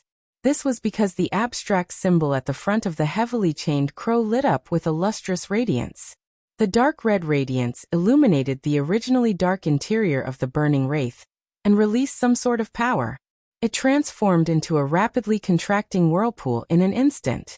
The power of the whirlpool was extremely powerful. In the blink of an eye, this new understanding of the burning wraith no longer took shape. A large portion of its body was sucked into the abstract symbol by the whirlpool, increasing the brightness of the symbol. There was also a small portion that simply collapsed and dissipated in the void. The bodyguards' cries of alarm rang out from the electric sightseeing bus that just brushed past them at practically the same time. Li Xueqing, who had just been violently lashing out, suddenly fainted in the bus. He was unconscious. A small commotion appeared in the courtyard. Li Xueqing was hastily carried off the bus by the bodyguards and laid flat on the lawn to the side. His pupils were rolled back and he was foaming at the mouth. His face was ashen like a corpse. Luo Nan turned his eyes to see the life force that belonged to Li Xueqing. It was like the floodgates had been opened, and a flood was released. A large amount of it leaked outwards. It transformed into wisps of light smoke on a level that the naked eye couldn't detect. It followed the collapsing burning wraith and was drawn into the void vortex. Luo Nan's eyebrows locked tightly. His mind stirred slightly, and the heavily chained crow retracted. The dark red abstract symbol also retracted into the space between his eyebrows. The void vortex disappeared. The process of Li Xueqing's life force leaking out came to a screeching halt. But he had already sunk into a state of deep unconsciousness. Luo Nan stared at the unconscious Li Xueqing on the lawn with a grave expression. Victory was like crushing dry weeds and smashing rotten wood. But he didn't feel happy at all. Luo Nan shifted his gaze away from Li Xueqing's body after a moment. He turned towards the nearby crowd. Some people were watching curiously. Some people shot a glance, and then completely ignored him. There were also doctors and nurses who rushed over. What couldn't happen in the hospital? Everything was a change in reality that people could understand. But who knew that on a plane that they couldn't touch, there were incorporeal wraith arrogantly coming and going, eroding people's hearts and sucking away their essence and energy. Luo Nan was one. Li Xueqing was another. Perhaps, the sole couple that had a human tragedy happen were also of this type. How many more? Just how many demons had been released from that roar in the R&D district? And how many had taken form and plotted to take human lives like this? Not only that, but there was clearly competition and devouring relationships between the burning wraith. They formed a faintly discernible web of a food chain. Luo Nan stared blankly at the clamoring courtyard. Is this still the world I know? Double monthly vote if you think this chapter is brilliant. Then support me a bit. You can also vote for me. 100 crosstalk monthly vote, 500 crosstalk monthly vote, 10,000 crosstalk monthly vote, 10000 crosstalk monthly vote to be the alliance master.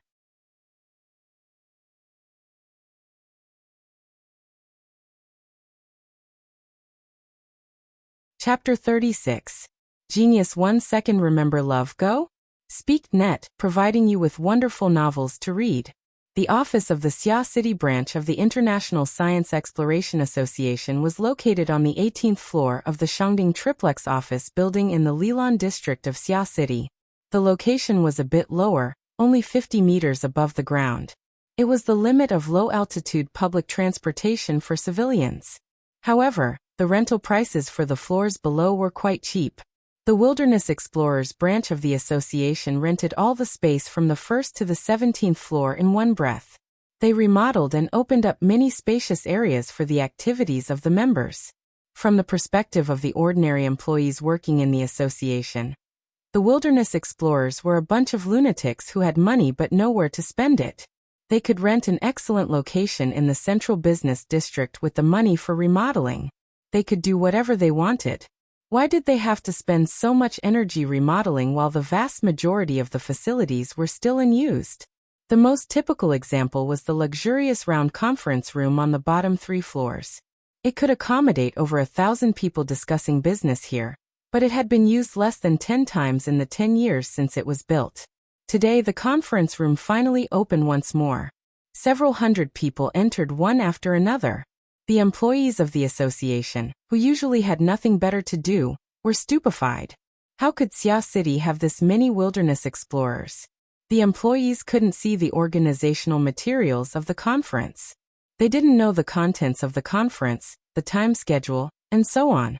They just felt that the conference was very long. They went in the morning. It was past lunchtime, but it still didn't end. No one came out to avoid the earthquake in the middle. Speaking of earthquakes, the white-collar workers working nearby discovered that the number of earthquakes they felt seemed to be much more than the number of earthquakes reported by the Earthquake Bureau. They felt at least 10 or 20 earthquakes. Even so, the wilderness explorers still calmly held the conference. They really were brave. September 28, 2096, 2 o'clock in the afternoon. The interior of the round conference room was dim. A small half of the lighting equipment that simulated skylight had been turned on all year round. The shadow that spread out on a large scale covered the messy conference room and seeped into the hearts of the participants. Zhang Yingying gently grasped Susan's plump hand. The body temperature of the two combined, causing the chill in the dusky darkness to slightly retreat. Susan was muttering some words that no one could understand. The injury on her shoulder was still faintly aching. 2 centimeters more and her carotid artery would have been torn. Ouyang Chun, the president of the Xia City branch of the Wilderness Explorers Association, stood on the podium in the center of the conference room. He wore a well-ironed suit, a bow tie, and a pair of vintage glasses. He looked like a refined scholar. He looked around at the faintly discernible faces under the dim light and calmly said, "Now the identification is over." There were 429 people in the meeting, and 420 people participated in the final meeting. The 9 people who had been deducted had already become corpses. Some of their corpses could not even be found. The air in the conference room had frozen. I will be the one to report the relevant situation in this meeting. I have also invited Quantum Corporation's Xia City Area Executive Director, Mr. Hu Yuli, to give an in-depth explanation. At the side of the podium, Mr. Hu Yuli, who was also a powerful businessman, was pale. He tried his best to remain calm and nodded slightly to all sides. This was all he could do. Ouyang Chun adjusted the frame of his glasses and began his speech. The projector behind him began to operate at the same time, displaying the ruins of the R&D area. First of all, a brief explanation. Quantum Corporation, the government, and the military have jointly conducted research on the mutant in the Xia City R&D area's mutant laboratory. This project has been going on for 2 years now, and roughly half a month ago, Quantum Corporation switched the test subject. This is a special species. It is a rarely seen parasitic state of the Darksider life form towards the mutant. Its code name is human-faced arachnid. A large number of pictures flashed on the projection. They were all related files that had been preserved in the laboratory. The participants stared coldly at all of this and continued to listen. Yesterday, which is September 27th, around 5:13 in the morning, a facility operator in the laboratory was controlled by the Darksider life form. He forcefully destroyed the power supply. And before the backup power supply was activated, the Darksider life form drove the mutant in an attempt to escape the laboratory. Quantum Corporation carried out a control of the situation. At 5:19, the mutant was killed. The Darksider life form separated from its host. At 5:24, Quantum Corporation killed the Darksider life form. But before this, the Darksider life form used a method that we are still unable to understand to release some sort of virus. Ouyangchen paused and repeated his emphasis, virus. For now we can only say this. According to statistics, with Quantum Corporation's laboratory in the R&D area as the center, the virus has spread as far as 520 kilometers away. It has covered the entire metropolitan area of Xia City and all of the satellite cities. The center has a radius of 10 kilometers. That is the core area of the virus infection. The number of people infected is the greatest. Preliminary statistics show that over 70% of the infected are mainly laboratory personnel and some residents. Beyond 10 kilometers, the rate of infection rapidly drops. According to preliminary research statistics, the virus currently has 3 characteristics. First, outside of the core area, the rate of infection among the general populace isn't high. We have yet to discover a case. But for ability users it is very bad. The current rate is 9 out of 1,000. I believe that it should be related to the method of transmission. After all, ability users are far more sensitive than ordinary people. The atmosphere in the conference room became even more oppressive. This 9 out of 1,000 infection rate was calculated using human lives. Today's participants made up nearly half of the registered personnel. And in the identification just now, there were 4 infected people who caused the other 5 casualties. Second, there are many carriers. The rate of infection isn't high. In order to activate this virus, special conditions are needed. An intense change in mood, especially a negative mood, is the most obvious cause. According to Quantum Corporation's internal experiment report, the survival time of the virus in the human body is approximately between 8 to 18 hours. During this time, if the virus is maintained in a calm state, then it will be thoroughly annihilated. But if there is a negative mood, then the survival time will be greatly extended. Moreover, there is an extremely high probability of activation. The concrete data has yet to be determined. Third, everyone has seen it just now. The activated virus will absorb the energy of the host's blood and energy, transforming into a Darksider life form. And these Darksider life forms will devour each other, fuse, and continuously grow stronger. Every time they grow stronger, their form and power level will draw closer to their emitter. Ouyangchen tossed aside the explanation of the situation and turned to look at Huyuli. His gaze was cold and clear behind his flat glasses. Therefore we must ask, is that human-faced arachnid truly dead? When these Darksider life forms absorb enough nutrients and devour and fuse, does this represent a new life for it? Does Quantum Corporation have any research that supports or touches upon this situation? Huyuli could only shake his head. The current research hasn't gone deep enough. We really don't understand. He had forcefully evaded Ouyangchen's question, but it didn't mean that he had passed the test. Ouyangchen's question was just the beginning. Soon, a voice came from within the conference room. What's the matter with the news of the stolen medicine? This is completely different from the rumors that you guys released before. Double monthly vote if you think this chapter is brilliant. Then support me a bit. You can also vote for me. 100 crosstalk coins monthly vote, 500 crosstalk coins monthly vote, 10,000 crosstalk coins, 100,000 crosstalk coins. Alliance Master.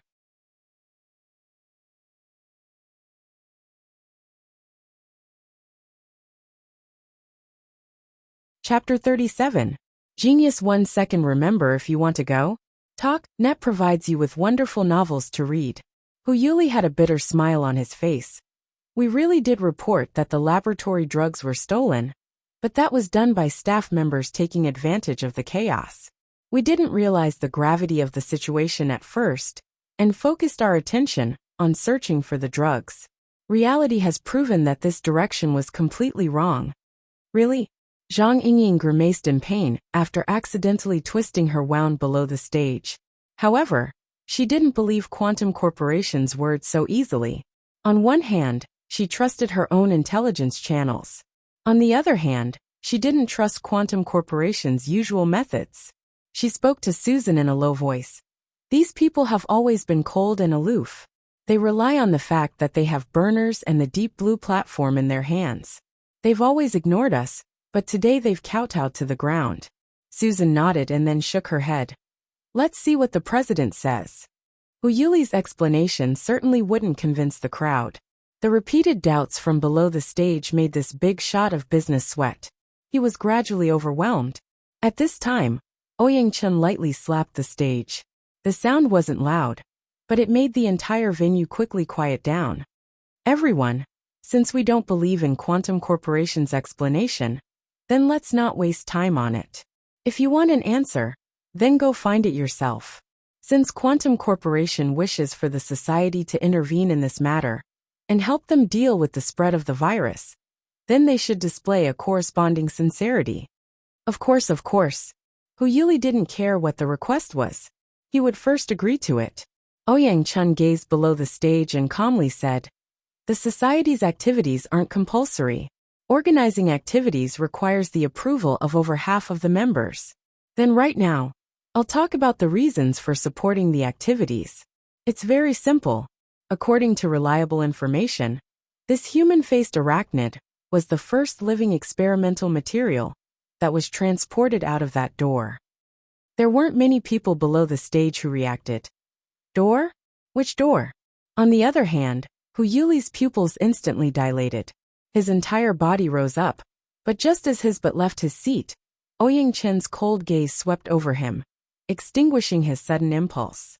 He also paralyzed in his seat, unable to get up again.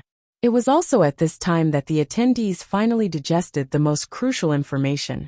Suddenly a rumble exploded. Someone jumped up and asked in a loud voice, "Ouyang, which door are you talking about?" Ouyang Chen adjusted his glasses again. The origin of the mutants, the starting point of the new era. Thanks to Quantum Holdings, we can finally lock onto the door that we've always suspected but never confirmed. Where? We can confirm that it's in the south-central part of the Mariana Trench in the Pacific Ocean. The Society hopes that Quantum Holdings can provide specific coordinates and information. Of course, this will require further discussion with us. Now let's get back to business. Ouyang Chen's gaze swept across everyone's faces. Among those present, there are martial artists, wizards with bloodlines, priests, and monks. In this new era, we are all awakened ones. In the past 50 years, our strength has been growing, and our abilities have become stronger. This is partly due to our own efforts, but there is also that inexplicable X factor. Why is it that after 2059, the limits of power that were originally insurmountable were suddenly lifted? Why is there such a huge gap between us and normal people? Why are the legendary abilities appearing one by one in our bodies? What have we paid? What did you gain? Was there an equal sign between effort and gain? Are we truly in control of our own destiny? Or is there some unknown God controlling everything? We thirst to know this secret. We've always been searching for its source, but we've never been able to find an answer. And now, the path that seemed to have been severed has suddenly been swept clean of obstacles. It's laid out before us once again. I don't want to miss this opportunity. I believe that everyone is the same. A rumbling noise rang through the venue, but Ouyang Chen's words remained flat and calm. Originally, I set the code name for this society's activity as breaking the net. The invisible devil has woven a large net in an attempt to prey in this metropolis. We need to sever it. But now I want to call it the signpost. We've found nothing in the past few decades of exploration. Until the appearance of formatting theory, which opened the first page of humanity's pursuit of individual evolution. This is the theory of an ordinary person. We as awakened ones have fallen behind. It's inevitable that we'll be a bit embarrassed. Love go little say netko as awakened ones, we need to speed up our pace. We should naturally be the guides. We need to seize every opportunity to bravely explore. We need to tell others what the road ahead is like. We need to tell them where humanity should go. The signpost is with us. The glory will forever be in our hands. The sound of the trolley arriving woke Luo Nan up. Once the withdrawal reaction was activated, it wouldn't be easy to get over it. Luo Nan's class schedule was damned. There was also the heaven and earth great shift type of curriculum arrangement. Luo Nan switched classrooms for his 5 major courses in a single day. He crossed 4 teaching buildings and traveled back and forth between the northern and southern campuses. He didn't feel it before when his body was in a good state. But after running today, Luo Nan was already in a daze. He sat on the school trolley and entered a half-asleep state in a daze.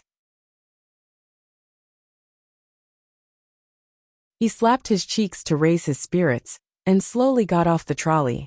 Right now it was 3:40 in the afternoon. It was time for club activities.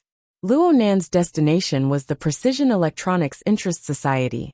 The Precision Electronics Interest Society invited experts from various electronics manufacturing companies to conduct maintenance teaching.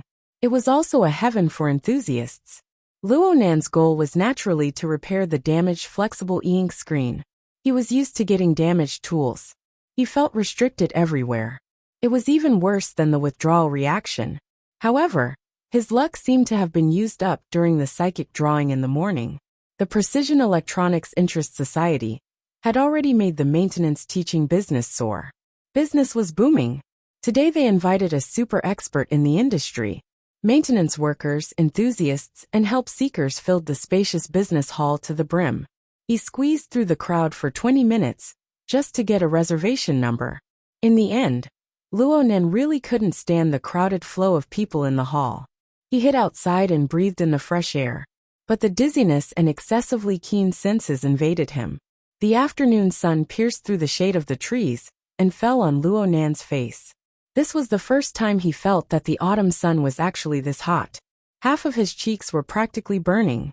He could even smell the burnt smell of roasted flesh. This was without a doubt an illusion. Luo Nan stopped at the side of the road and stood like a nail. His lips slightly squirmed as the 16 words of mantra flowed from his mouth to his heart. They flowed like an icy spring, gradually washing away and submerging his blurred and dazed thoughts. A shadow streaked across his half-lidded eyelids, just as he was feeling better. Luo Nan suddenly opened his eyes, startling the waving person. The waving person took half a step back and lowered his elbow, blocking between the two people. The person realized that he had overreacted after finishing his action. He laughed awkwardly. "Classmate, are you all right? Double monthly vote if you think this chapter is brilliant.